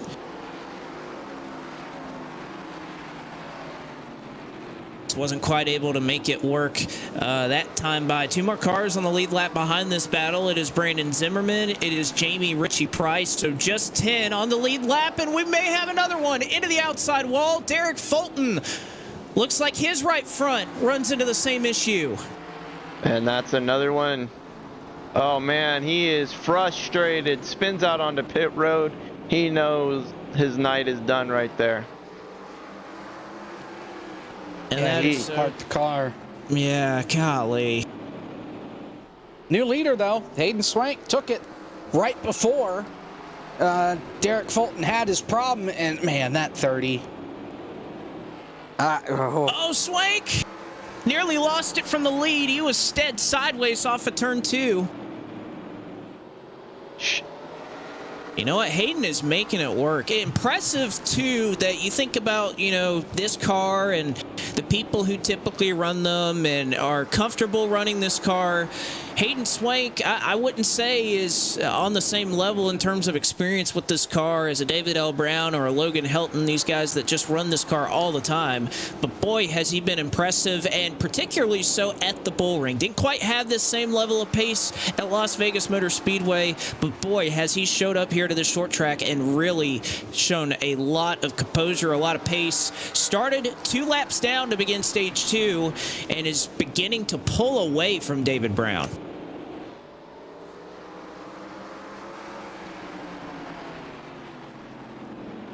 Comes Helton. Remember, he made that bad decision, taking 2 tires. Well, he's back in the thick of it now. On 4 freshies, David L. Brown took 2. Couple of pit stops ago, a couple of cautions ago, rather. Helton pitted under the last caution and took 4. So he's starting to claw his way back up through the field, and I think David L. Brown feeling those 2 tires. I think Where? Go ahead. Sorry.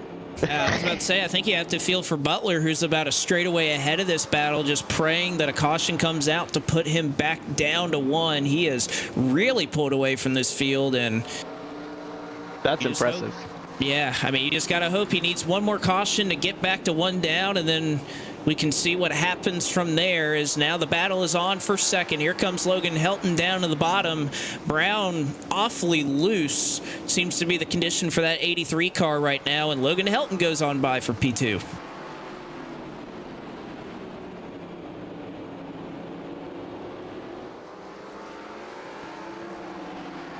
Same with Aaron Smith. We've talked about him a number of times, just been cool, calm, and consistent so far.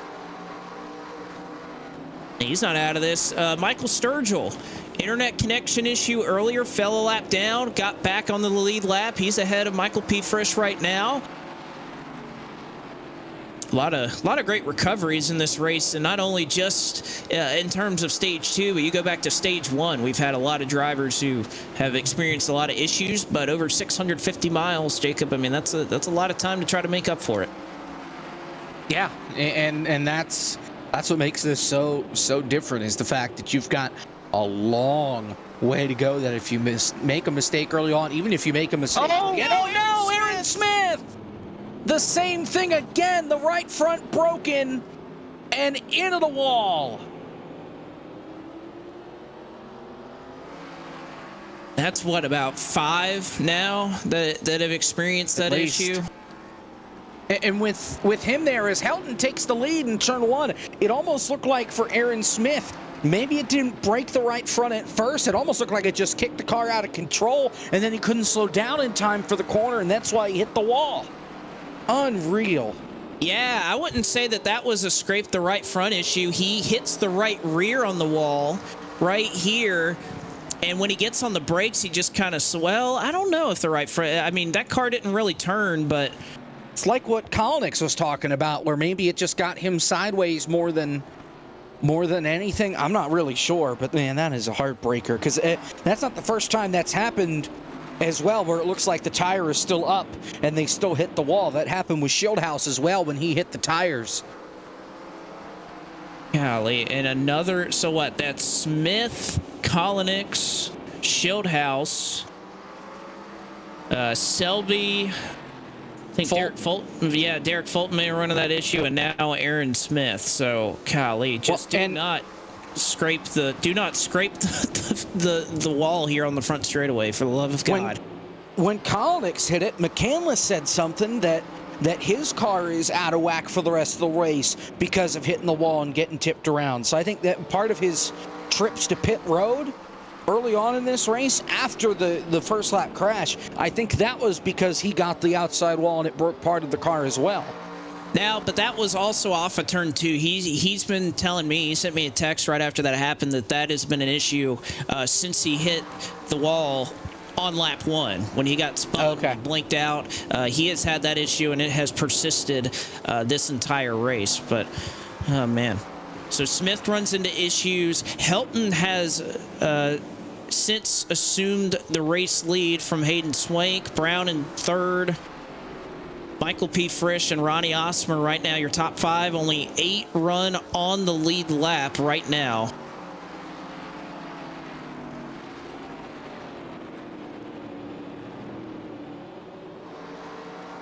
And one nice thing about this event that we were very fortunate to take part in was all the entry fees, all the sponsorship, everything that we had for this event was donated last week to the family of J.D. Willis. We're very happy that we were able to take part in that. We'll post the donation link here in the chat if you're on Twitch with us just one more time. Anything we raised tonight, and of course everything that was donated last week was already sent, but anything more that is donated tonight will still be sent to the Willis family. We're glad that this event, as well as all the events we'll run here in 2023, will have a greater purpose to them. And I know JD, he posted a video last week on social media. Was very appreciative of it, and we're glad to help out. And I know he was watching last week. I hope he's out there watching this week. And these guys are still putting on a good show, as just 121 laps remain here at the bullring.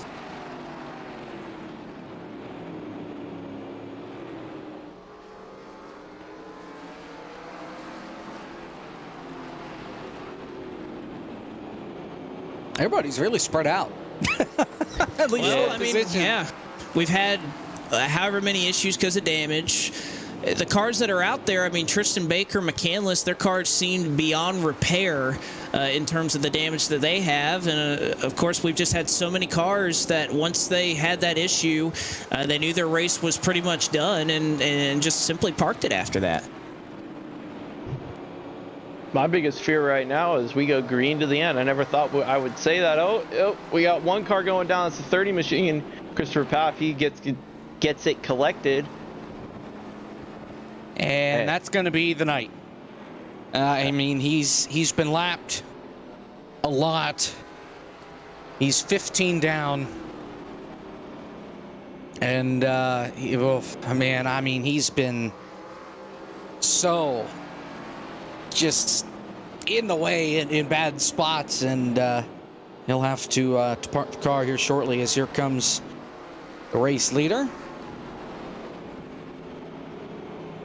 It's been tough, and I mean, I know these 87 cars, there's a reason we run them, and they are tough to handle, and they're not for the faint of heart. And you know, we like the fact that there's an extra challenge in driving these cars. Is now a good battle for third. Here comes Michael P. Frisch. I think he was saving his tires there, running back in about 6th or 7th.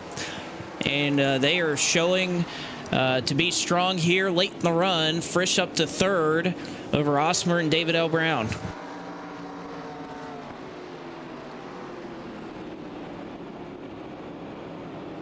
Paff still not adhering to the request for him to get off the track. Now he does.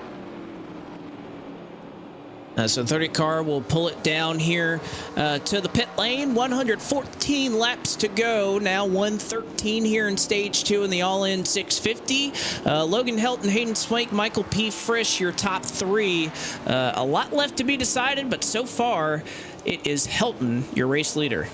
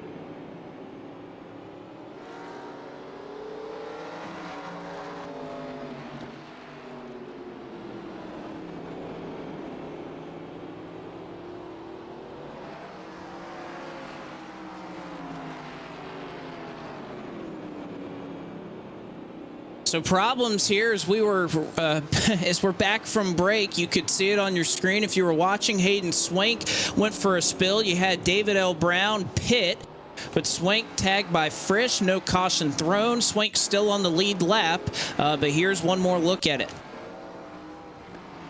A little late, but he just gets loose on corner exit here. If you watch him, it's got Frisch right behind him. There's no contact right away. Gets on the gas a little early, gets loose, and then Frisch gets into him, and that finishes him off. Nowhere for Frisch to go. And he was P2. He is now a lap down, or almost a lap down, rather, back in P7. He is in some trouble, and he could use a caution right about now as we're closing in on the final 100 laps.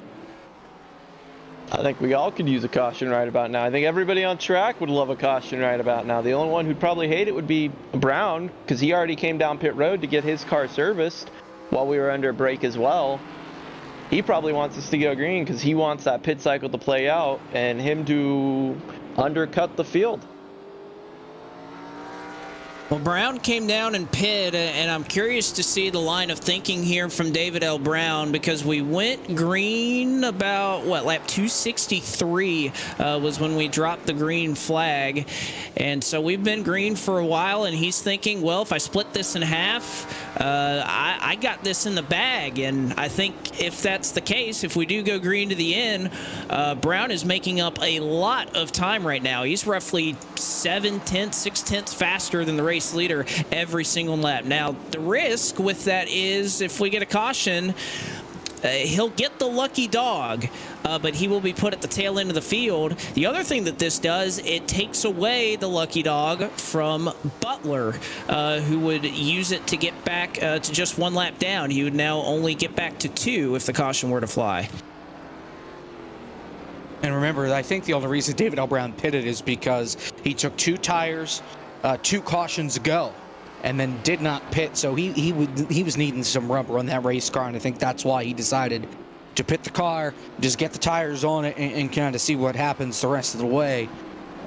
These guys have, 10, 11 sets in the pit lane, so they're not going to get anywhere close to that. At least the leaders won't. So, you know, he's got plenty of tires to make it the distance.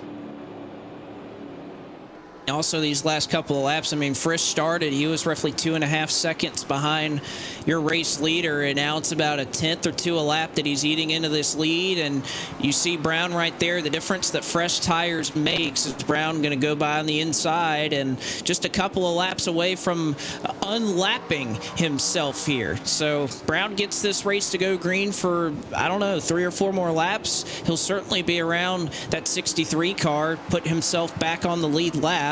You also have Hayden Swank, who had that spin. No caution was thrown, and Swank is trying to hang on here to the lead lap over Logan Helton.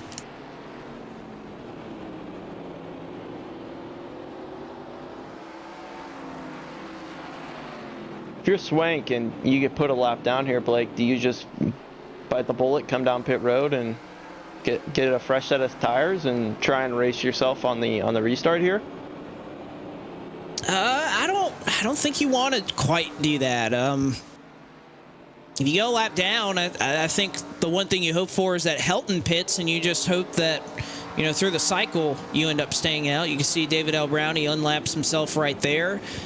He'll try to move forward on Hayden Swank. This is a pass for position, but Brown on the fresh tires, really no battle put up here by Hayden Swank, and Brown will take 7th. This puts Butler back in the lucky dog position for now, but of course right up the road is Brandon Zimmerman just in front of Logan Helton, and you have to imagine him or Swank, if they go a lap down, they'll be the lucky dog. Does anybody else consider coming down pit road here? Because Brown at this rate, I mean, he may drive around and just pass Logan Helton here. I mean, he's still 6/10, you know. Oh, Helton's pitting. Oh, and Helton's pitting. Logan Helton is coming down the pit lane. The difference here, though, is you're going to lose, for David L. Brown, you're going to lose that tire advantage. So how long do these guys, the leaders, stay out? Do they wait until we get to around 50 to go and then make the call, okay, I'm going to pit? So that way those last 50 laps, you're on the freshest tires. If a caution comes out, that could change everything. But right now, I'm anticipating this race going clean to the end. That's what you have to plan for with only 11 cars on the racetrack, 12 cars on the racetrack. So I'm thinking you wait as long as you can, you pit around 50 to go, and you're hauling the mail those last 50 laps. And the call is going to be 4 tires. That's another thing I was curious about for Logan Helton. Do you take 2 to minimize the time on pit road? Helton says no. He takes 4, and he's going to come out here behind David L. Brown and the rest of the field. You can see Michael P. Frisch is your leader. And did Helton manage to stay on the lead lap? No, he's almost 2 down. Just stays in front of Michael P. Frisch. So Helton has about a lap and a half to make up on David L. Brown, who, mind you, was behind Helton by about 2 or 3 seconds when he pit. So that shows you the big difference the tires makes here. You know, and I'm right now I'm just keeping tabs on where David L. Brown and Sean Butler are going to be. This, as the pit cycle kind of occurs, this is going to determine whether or not Sean comes out potentially 2 or 3 laps down. I think if he continues to stay out, just where that's going to end up playing out. That's another thing that Sean needs to consider, is how long he stays out here. Does he want to go back down another lap? Because that's definitely possible with how David has undercutted everything. I think at this point, I mean, he's got 13 and a half seconds to make up before Brown takes the lead and would lap him again. I think at this point, if you're Sean, you're kind of dumbfounded at the amount of green flag racing that we've seen. I mean, again, it's the bull ring, 87 cars. This is about as tough as it gets. I know we've kind of dropped a couple of cars because of a obvious glitch on the front straightaway, but nevertheless, we have seen a lot of clean racing here at this short track. You can see Frisch right there trying to lap Hayden Swank and get one more car behind him. He's going to be able to do it and at least look low into turn number 1. Hard on the brakes is Michael P. Frisch, and he's going to do it. So Swank goes a lap down. And Ronnie Osmer isn't too far behind Frisch. I mean, he is keeping up with them. Solid pace. And we're hearing that Brown may have also run into issues after hitting that spot on the front straightaway. You know, I thought I heard him say something about the car being screwed up, but he was still running, so I just assumed that he was okay, or maybe he was talking to somebody else. But we're being told he got the wall, that spot on the front straightaway, but it did not give him a meatball flag. He still got damage to it, though, and he has dropped off significantly as far as lap times are concerned. A 17.2 that last time by, 17.3 as he hits the line. That's only a 10th off the race leader. He has fallen off big here in the last dozen or so laps. And that's hard to tell if it's if that's just your natural tire fall off, or is that perhaps a product of that damage. It's yet to be seen, but definitely has not had the pace here these last several laps that he once enjoyed with those fresh tires. So Frisch still your leader. You have Osmer in second. You still have a couple of cars that have yet to make their trip down pit road, Michael Sturgill being one of them, and Jamie Ritchie Price, who went for a spill a little bit earlier on tonight. He currently runs in 5th, but is just up the road about 2 seconds from your race leader and Michael P. Frisch, so doing his best to try and hang on and stay on the lead lap. But not too much further to go here in the All-In 650. This has been a race that has spanned 8 days.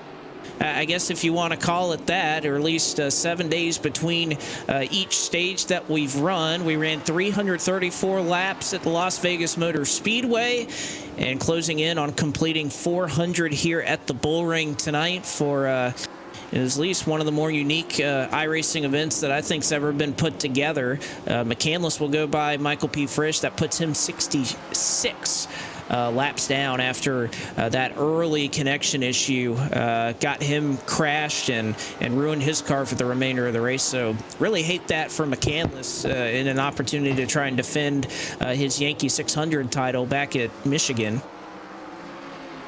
But Frisch looking to get his second win in these events. before we look forward to California. Again, if you missed the beginning of the broadcast, we did announce our full schedule for 2023 in these 87 events. We'll pick things back up in March with the running of the California 550 benefiting Music City Youth in the Arts. So we will be running at the Auto Club Speedway for 275 laps, 550 miles. You can stay tuned to our Discord and social media for signups that are sure to come in not a whole lot of time, and relatively soon is when we'll be putting out those signups for California. So we want you to be a part of it and a part of the Underdog Fantasy 87 Championship Series to compete for points, and the championship should be a lot of fun this year. 69 to go here at the Bull Ring. Nice. You know what else is nice, Blake? 25 days to the Bar Visual FTF 500. Oh, wait a minute. We don't have that graphic up. Give him a second.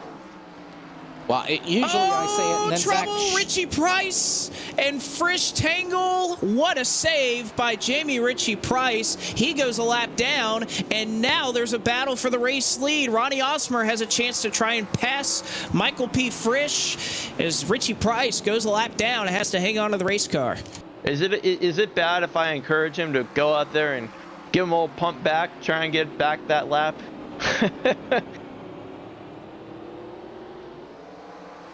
Oh man, he is so loose. Oh, there it is. There it is. 25 days. All right. Well, and now it's gone. Unbelievable. So looking at the lap times between Brown, who pit, and Frisch, who did not, you talked about lap times evening out, and that's pretty much happened as far as Brown is concerned. Again, we mentioned the damage that he had. Helton is roughly 0.2 of a second or so faster than Michael P. Frisch, but still is about a lap and a half behind him, so has a long ways to go, and even those times are starting to even out as well. So perhaps a strategy call gone awry for Brown and Helton, who looked well on their way to have a chance of victory, but not sure if that's the case now. They'll need a little bit of help or some type of yellow flag to bring them back into the fold. Yeah, I think everybody named Sean Butler is screaming for caution right now. The track's it's raining. There's oil on the track. There's a spectator climbing the fence. Something. Ben hits the wrong button. He's hoping for anything to get him a caution right now, and unless he goes down in the corner here and wrecks Phillip, I don't think we're going to get one here anytime soon.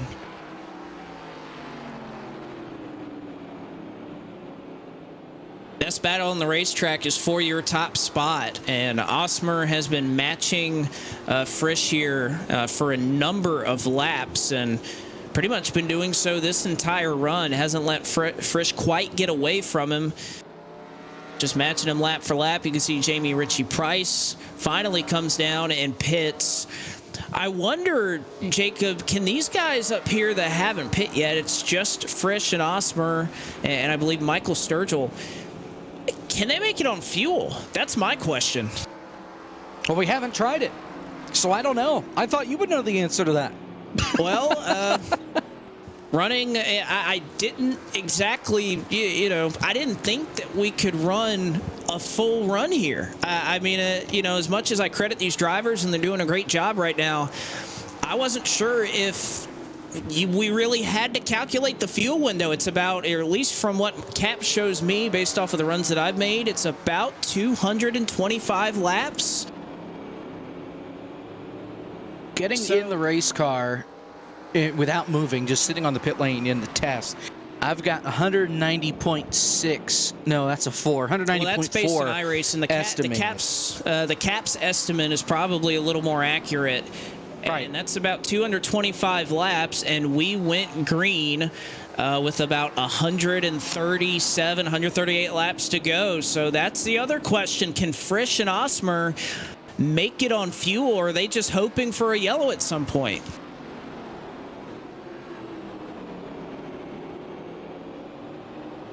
Well, based on the numbers you threw out, I think they could make it, but Because if you're saying 200 some, we've only got 55 to go. Frisch has been on the racetrack for 123 laps, so he's not going to get to 200. I'm sorry, I'm bad at math. 225, not 125. Yeah, it's a requirement to be in the broadcast booth. You can't be able to do math. Yeah, exactly. I think that's why I won the Emmy. I bought this calculator next to me because I thought it made a nice desk ornament. I don't know how to use it. Here you go. So, Frisch and Osmer, they'll be fine to make it to the end then. Yep. No worries for them, and Frisch has even started to pull away from David Brown and become faster than him, so the pit stop has not helped David in any way. Looks like Osmer has his hands full. Oh, we got one around right in front of the leader. There it is. Caution! Michael Sturgill. And this race has just been blown wide open. 51 laps to go. Yellow in the air. I'm sensing anxiety. I'm sensing twisted stomachs in the field right now. See it one more time. No help on this one as Sturgill goes around. Just gets on the brakes a little too hard and never really collects it back up right in the middle of the racing line. Frisch nearly hits him. You mentioned that, Josh. A couple of drivers got really close there. So the caution flag is out. That saves Brown and a couple others. 3 cars. That's all that remains on the lead lap. Frisch, Osmer, and David L. Brown. We have Logan Helton, who I believe will be the free pass. So that'll make it 4. So, boy, this next restart's going to look really interesting when there's only 4 cars on the outside line. Yeah, it's going to be really, really interesting. Although it should be 3 cars on the outside line, Blake, not 4, because it should be an end-of-line penalty for Logan, which would get him to the longest line, not necessarily the lap line, the lead lap line. Don't know how that's going to weigh out, though. It's so interesting because, the original term used to be the end of the longest line. EOLL is where that originated, and that used to be because you had to go to the end of whichever line was longer. Well, now since we've had double file restarts and we don't have lap cards at the front of the field, you just kind of, it's just the tail end.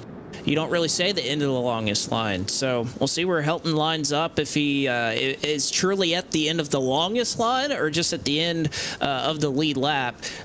Remains to be seen. We also have a couple of drivers, I would imagine, that will take not the wave around, but will line up at the tail end of the lead lap on the high side. So that can be a factor as well. Maybe Swank, Sturgill, Zimmerman, a couple of others who have stayed out here may elect to do just that and try to get a quick caution to get back on the lead lap.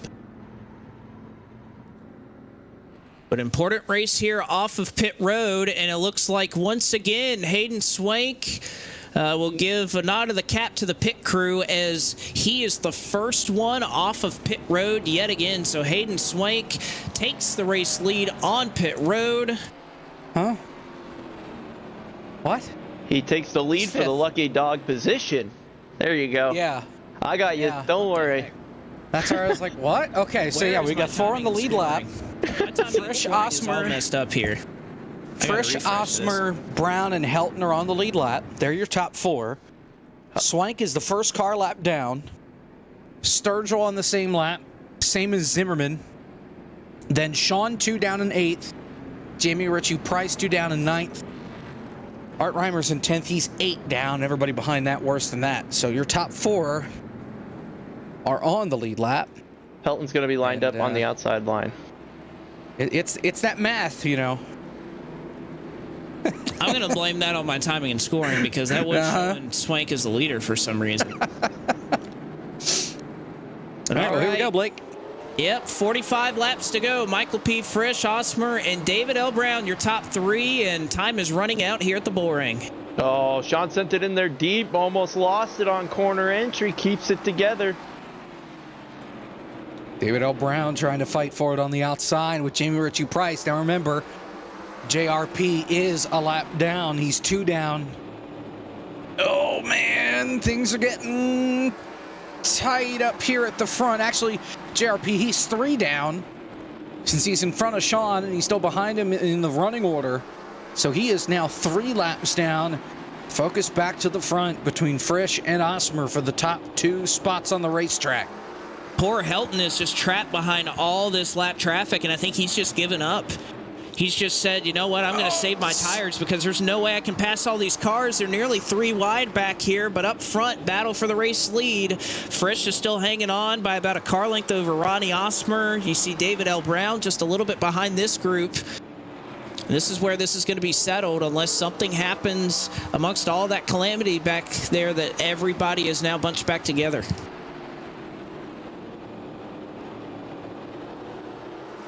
I just don't quite know if there's enough cars or enough potential calamity to happen for Sean to even be back in contention for this race. As I say that, the 90 almost loses it off of corner exit, almost collecting Logan Helton, but he keeps it together and keeps it going forward. And Sturgill, who spun and brought out this latest caution. Just wonder how hard these drivers are really pushing right now. They're giving it everything they have, and Brown usually very good when it comes to short run pace and knowing how to make these 87 cars go fast in just a handful of laps. He's one of the best in the business to do it. Osmer losing a little bit of ground to Frisch, and here comes David L. Brown looking for second as he gets ever so closer to the back bumper of the 55.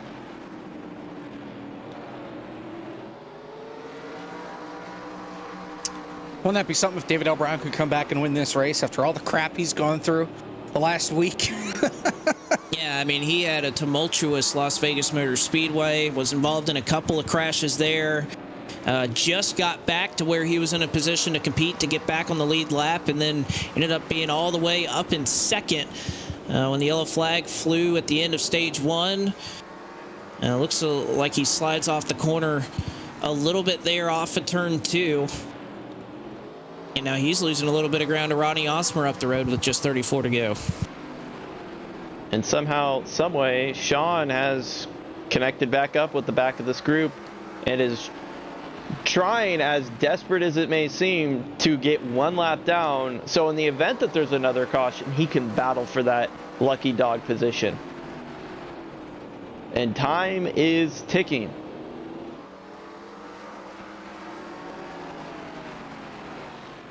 Sturgill is just fighting this car but further back here. Remember these two? They had a little bit of beef earlier on in the night. Here comes Butler down to the inside. What will Brown do? He's just going to let him go at this point. Yeah, and the deal with Sean, he's screwed. Because he's got 3 guys that are a lap down in front of him in Swank, Sturgill, and Zimmerman. So unless we get 6 cautions, which will run out of race, you know, Sean's not going to get back on the lead lap at this point. He's just on the racetrack to have fun and have a good time and race around guys he likes racing around. So not necessarily. If he passes Frisch here, he can get down to 1 lap, and if a yellow comes out, he can battle with those guys. He'll be lined right back up with them and be in the middle of that lucky dog battle. He only needs 1 caution here, and if he's in front of Frisch when that happens, he's in a great position to be able to race back for the lead. He'll need another caution thereafter, but that's only 2, not 6. I think it's definitely possible for Sean to come back and still get on the lead lap. He's just going to need to get up there with Frisch, passing Frisch, and then a caution to come out at that point. He is a couple tenths quicker than your race leader, and like you said, he'd have to get back in front of Michael Frisch to even have a chance at this point. And of course, it's worth mentioning, no green-white checkers in this race. If the race ends under caution, it ends under the yellow flag. We're not going into overtime, so there's not the there's no overtime, no green-white checkered attempts for him to fall back on to try to help him out in that scenario. And you have to imagine if you're Osmer, you're not going to let Butler by at this juncture because you're racing in the last 27 laps and trying to keep up with Michael Frisch to win this race. I mean, why would you let him by? He's proven time and time again he is Trouble. the best. Oh, trouble. Turn 4, Brandon Zimmerman is around all by himself, and he's in the middle of the racetrack. That doesn't... Oh. I mean, that puts Swank back on the lead lap, so we have a 5-car battle for the lead. But other than that, that's all it really does with 25 laps to go. Here's the replay.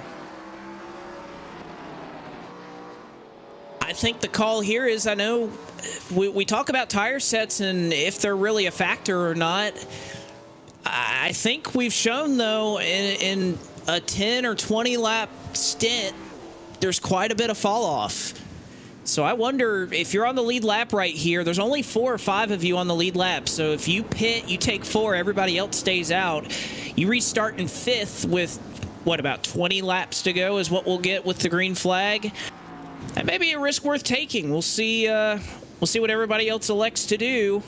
Frisch going to pull down to the inside. He's going to pit, and he's going to bring everybody with him. Osmer was close there to the barrels. But it looks like everybody on the lead lap, yes, they will come down and pit.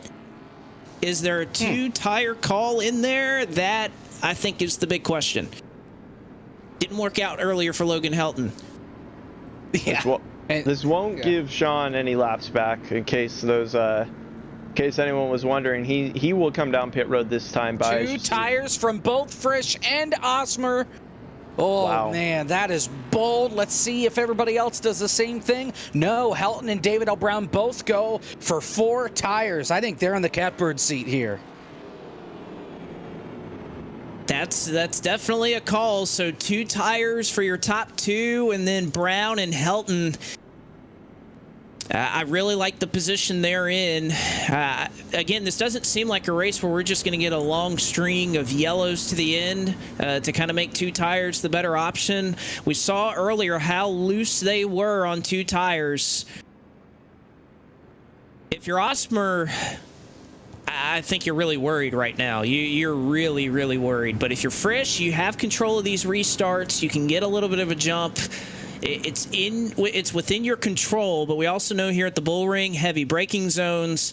There are bumpers here on these 87 cars on a short track. It just takes a little bit of a nudge to get you out of the way, and that's all that Brown has to be, is within about 2 car lengths or so to have a shot at your race leader. So we'll put the lights back on the pace cars. The lap cars will cycle back here to the front. And you also have to remember, the race is not over if you're Sturgill, if you're Sean Butler. You still have a prayer to get back on the lead lap, potentially. Yeah, Hang out for it, and you're not going to restart on the inside 10 laps to go. So it's now or never. If you're Butler or Sturgill, you have to get in front of the leader immediately and hope for a quick caution. Sean needs 2 cautions here at the bare minimum to be able to make this happen, and he's going to need that first caution to happen as soon as possible for him to have any chance at racing for the lead here. Here we go. It is all led up to this last Tuesday to now, 650 miles. Who's going to be at the lead at the end of it all? Michael P. Frisch, a great restart for him. 2 tires. Let's see if it works out. Butler and Sturgill nearly collect each other into turn 2. Osmer is loose on those 2 tires, and here comes across Helton. Oh, and Art Reimer piles in, but we stay green. No caution. That was a half spin from Osmer, so 2 tires does not work for him. And here comes right Butler, now. Sturgill, and everybody else that is on 4 tires chasing down that 58. Oh, I hope Sturgill's around. Oh my goodness. Away. Still green. He just reset the car. That put Sean to the lucky dog. No, sorry, I apologize. No, that was Zimmerman. Sorry, I thought Sturgill was the one lap down. That's unfortunate. Well, Sturgill was 1 lap down, but he's going to be more than that now. And for Sean, right on the back bumper of that 58, problem is he needs another caution as he is now 1 lap down, but Brandon Zimmerman would get the free pass if a caution were to come out right now. Logan Helton just did a power slide through 3 and 4. I don't think his tires are quite where he wants them. The race is in the control now of David L. Brown trying to catch Frisch. to rip the win away. Oh, and Frisch is loose into 3, and you have to think he's probably getting a little bit of dirty air as well. As he let Butler by, he realized that just wasn't worth the fight. He let him by. You see Art Reimer, some issues on the inside of 3 and 4, but here comes David L. Brown. Gap was about 3 car lengths down to 2 as Brown slips off of the corner with 13 to go. Like the grip just gone for these guys. Sturgill has parked the car. That last time by, David L. Brown was a 10th quicker than Frisch. So he's going to get there. The question is, can he get by him? Just 12 laps to go here at the Bull Ring, and what was the makeup that time for David L. Brown? About half of a tenth. It's going to need to be a little bit more, but all he has to do is be within earshot of Michael P. Frisch to have a chance to lay the bumper to him. 11 laps to go. Reminder, no green-white checkered, so if a caution comes out here with about 3 or 4 to go, this race may be over. Frisch trying to hang on over David L. Brown for the win of the All-In 650.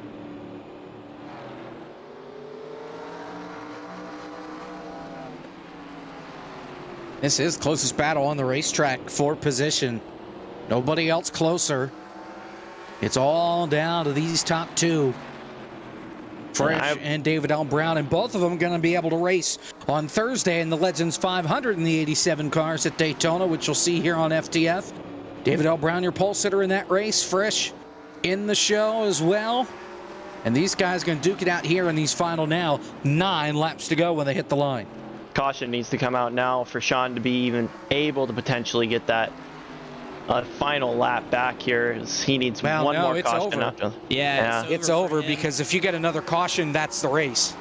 You can only get one more restart here. Yeah, valiant effort going to come up short. Logan Helton about 2.5 seconds behind this battle. Should something happen to your top 2, that gap within half a car length here at the Bull Ring. Frisch and Brown duking it out here to short track for the win of the All-In 650. Brown into the braking zone in 3 and 4 and looking for a chance to slide off the corner and by Michael Frisch. He may have it here 7 down to 6 laps to go. Had some great finishes in these races that you've put on, Blake, and so far, this is cooking up to be a good one. Brown to the outside, Diamond's the corner, cuts it down, off exit. 5 to go, that time Frisch just barely faster, almost dead even as far as lap time. And just scraping the apron perfectly right there is Michael P. Frisch, but it's really down here in turn 3. You can see how much deeper on the brakes that David Brown can get on corner entry. Doesn't make up anything right there. 4 to go. Brown's just, I don't know where you find a way by, and does Butler play a factor here, even though his bid to try to get back on the lead lap is over? Does he let these 2 battle it out? I mean, I don't think he's slowing him down. So I think he could just kind of hang there right now, and if he feels like he is slowing him down, I think he would get out of the way, but we're coming to 2 laps to go, so it's either you move now or you're probably going to be there for the rest of the race, but I think David L. Brown's going to have to use the bumper. And Brown just sliding off the corner. Frisch has found a little bit extra speed here in the waning laps. 2 laps to go here at the Bull Ring. We ran 500 miles across the street. We're nearly complete with 150, and it all comes down to this. White flag in the air. 1 more lap left to go here in the All-In 650. Michael P. Frisch down to the bottom of 1 and 2. Brown will have the run. Does he make a move here in turn 3? Down into the brakes. Frisch has the lead, and it's not going to matter. Michael P. Frisch wins the All-In 650. Good stuff there from Frisch. David L. Brown tried it going into 1 and 2. He kind of overdrove a little bit and just didn't get the launch on corner exit that he needed to have a shot at him in turn number 3. 2 guys, great in the 87 cars, and great finish from these guys here at the end of this deal. I gotta say, I did not think the 2-tire call was gonna work. I thought once David and Logan got by and disposed of Ronnie Osmer as quickly as they did, I thought it was over. But man, that just tells you this guy is good at these race cars. And you know what? Credit to David L. Brown right there. He wanted to make a move, but these 2 respect each other. He wasn't going to go up and try to wreck Frisch for that, and it's good to see as Frisch is going to burn it down here at the .38 mile short track.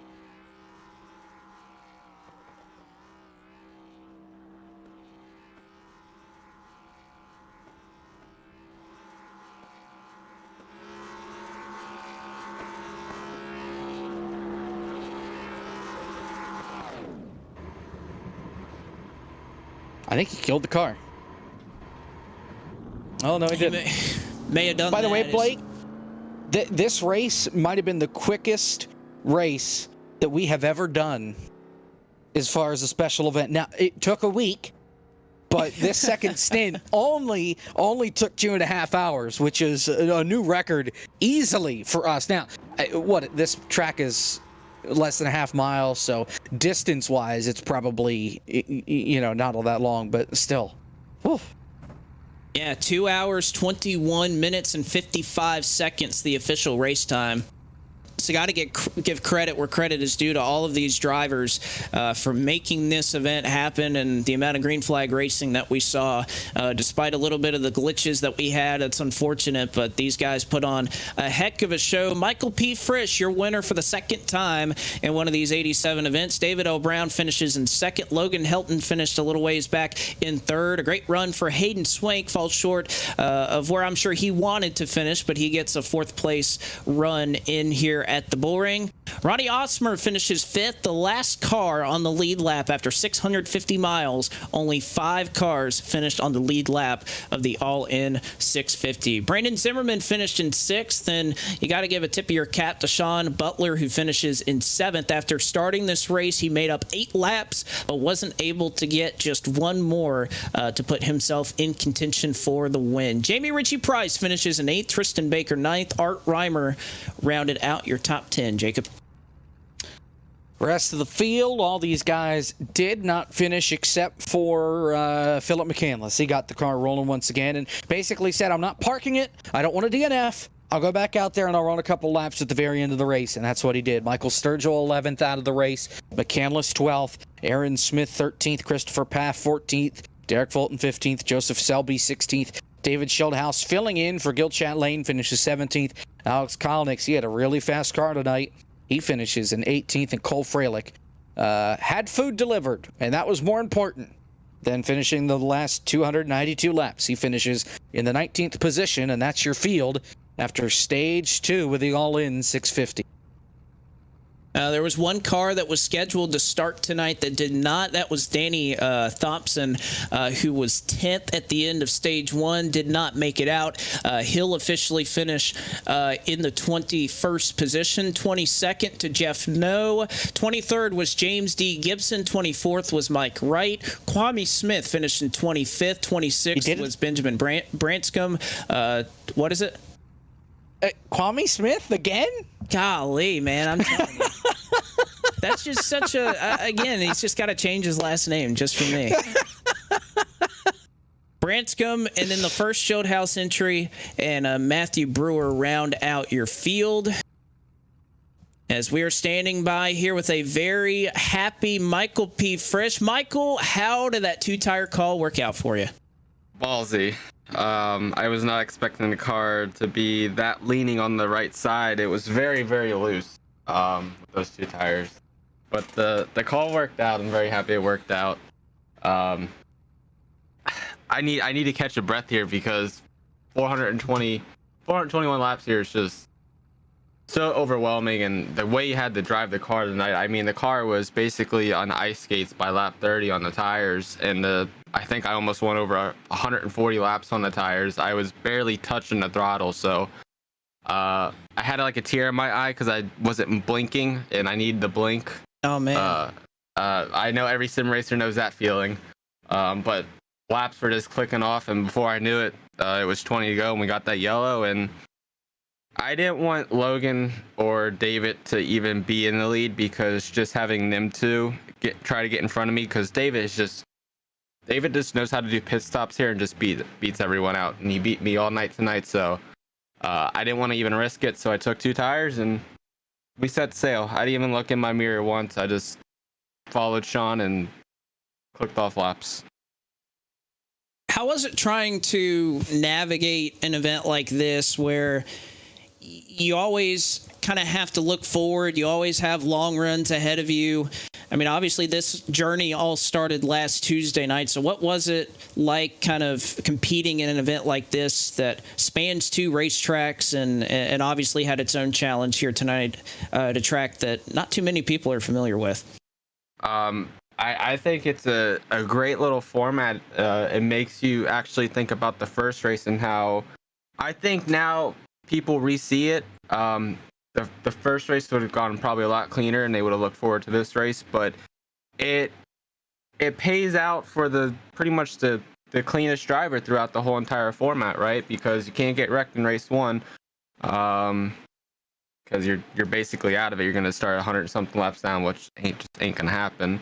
And so you going into race one, I kind of actually thought about race two the whole entire time. I didn't want to get wrecked or anything. I wanted to complete the whole entire format. So it just kind of changes the mentality a little bit, honestly. You rethink how you drive. You rethink how you're going to pass people. 314 or whatever, how many laps we did at Vegas was just an eye-opener. And then to do 400 laps tonight is just insane. I mean, we did over 700 laps. It's pretty damn cool to even think about it when we fit into that little format.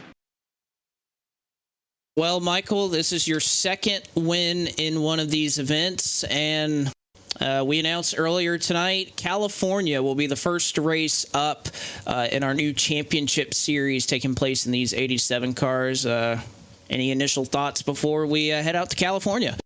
Well, MNR did a race there a couple weeks ago, and it looked pretty good. I know yourself and myself, I've done testing at Auto Club with the 87 car, and I think it's going to provide some really multi-groove racing. We know that there's no kind of wall arrow with this car, but we can still kind of manipulate the setups to where we can put on a good show. And knowing Blake with the great minds he has and putting setups together, I mean, I think it's going to be a great show.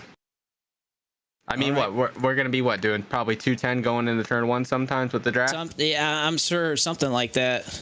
A lot of speed. Sorry if I'm dragging the interview. Oh, don't worry. You're good. Unbelievable. I was, yeah, really, the if Legend you're 500 is going to start in 15 minutes here, so. Oh, yeah. I mean, you're going to be in that race, so I'm sure you're looking to go at it for 500 miles. That's going to be something. But, no, I just want to thank Bar Visuals, North Force Racing. I mean, that's it. And then you for putting these goddamn events on because they're so damn fun. I mean, they absolutely pushed some of us to the limit, especially racing with David, Logan, very known names, very well-known names, the 87 cars they drive. So it's always fun when we get a battle with them towards the end and not just kind of run away with it. All right, Michael P. Frisch, your winner of the All-In 650, takes home his second trophy, and we'll look to do many more things, I'm sure, throughout the year. Michael, congratulations. Thank you, Blake, and thank you, everybody up in the broadcast booth for hanging out and for the week, and yeah, good night. That's Michael P. Frisch. Jacob, we'll see if you can't catch up with our second-place finisher in the All-In 650, David L. Brown. I think we got David L. Brown from back to front to back to front to back to front between both stages last week and this week. You were a pretty busy guy out on the racetrack, passed a lot of race cars. Well, better going forward than backwards, but yeah, it'd been a lot easier race if I was up front more often and not having those setbacks. Let's talk about the early contact that you had with Sean Butler. Sean, trying to get those laps back after last week. How did things look, at least from your vantage point on that? No damage on the car from that one. A little bit of a setback. Started to get a little annoying after the second or third bump I got from him, but yeah, I mean, he needed 9 laps back after getting wrecked, no fault of his own last week, so I get why he was racing that hard, but it did wear a little bit on me, I think. Looking ahead to Thursday night, you're on the pole for the Legends 500. These same cars at Daytona, 500 miles, 200 laps. Does this race carry any sort of momentum going into that race? We know you're great with the 87 cars. How much does a short track race carry over to a plate track in these things? Well, all week the hype's been here because we had both this race and that race, and last week we had the duels and stage one. Honestly, maybe a little bit of a distraction because you're getting excited about two different events at the same time and not putting any focus on one event on its own. But at the same time, it's been a lot of fun. I'm glad I did both of them. Well, David, thanks for your time. Congratulations on the P2 tonight, and we'll see you Thursday. Best of luck. Yep, thank you. That's David L. Brown finishing P2 tonight from the Bull Ring. And since I'm plugging things, I've talked about the Legend 500 a lot. Core is back tomorrow. They're doing the All-Star race at Charlotte and the Radicals. Should be a fun time. Tune in for that as well. Now, third place, Logan Helton, back with Blake. Well, Logan, you were our leader of the race at the end of stage 1, and you bring it home P3 when it's all said and done, but kind of an up and down night for you. Just talk about kind of how everything was working for you and how different it was. Hello? Oh. Someone dropped something in my house. Dang, what did they drop? I don't know, but the ball. They dropped the ball. Yeah, like I did a couple times tonight. Actually, I dropped multiple. Well, wow. I guess first off, I want to ask you, so when we were talking to you last week, you said that you have to buy this track. You had never turned a lap on it before, so how was it kind of preparing here to be the leader in stage 2, but also preparing, for a racetrack that you had never been to before? Well, like I said, I actually completely forgot once again about this whole event until today. And I didn't get home till about 4 or something. So I bought it then, and then I started doing laps whenever I saw your session go up. And these are my first laps here at this track. And I think it showed by how just not good at driving this track I was. But, I had fun. I'm definitely not a huge fan of this track, most likely just because I'm not good at it. But I had fun, but it was just a really up and down night for me, like you said. And just multiple times I felt like I'm not even mad that I finished third. I'm happy I finished third. This is a great spot to finish in. But I'm just upset at myself for not being great at this track, because I felt like I should have been better. But we'll take a P3, especially with how crazy everything went, and thankfully the flag stand didn't get us in a turn 1. Well, I guess I'll be sure to send you some extra reminders the next time out. We're planning on kind of unloading in about a month and a half at Auto Club, the opening race of the Underdog Fantasy Championship Series. Your thoughts on moving forward to Auto Club and some of these other events that we've had, because I know you've been running them for quite a while. Yeah, I'm excited for Auto Club, especially with how much fun I always have at Michigan. I feel like I'll definitely be more of a contender at Auto Club than I was tonight at the Bull Ring, as you can see on the replay, as I completely missed the bottom of the racetrack as a demonstration. But I'm excited for Auto Club. I didn't know anything about this new series, but I will for sure be interested in the future for it. All right, Logan. Well, thank you for your time, and congratulations on winning stage 1, or at least being the leader, and finishing up in third tonight. We'll look to see you back out the next time we come back out at Auto Club. Thank you very much. Just real quick, I'd like to thank you guys for broadcasting the race, Advanced Sawmill Machinery for being on the car, Rosa Jim's Coffee as well, and again, thoughts and prayers with JD there with everything going on with him, and glad we could get a good finish for him as well.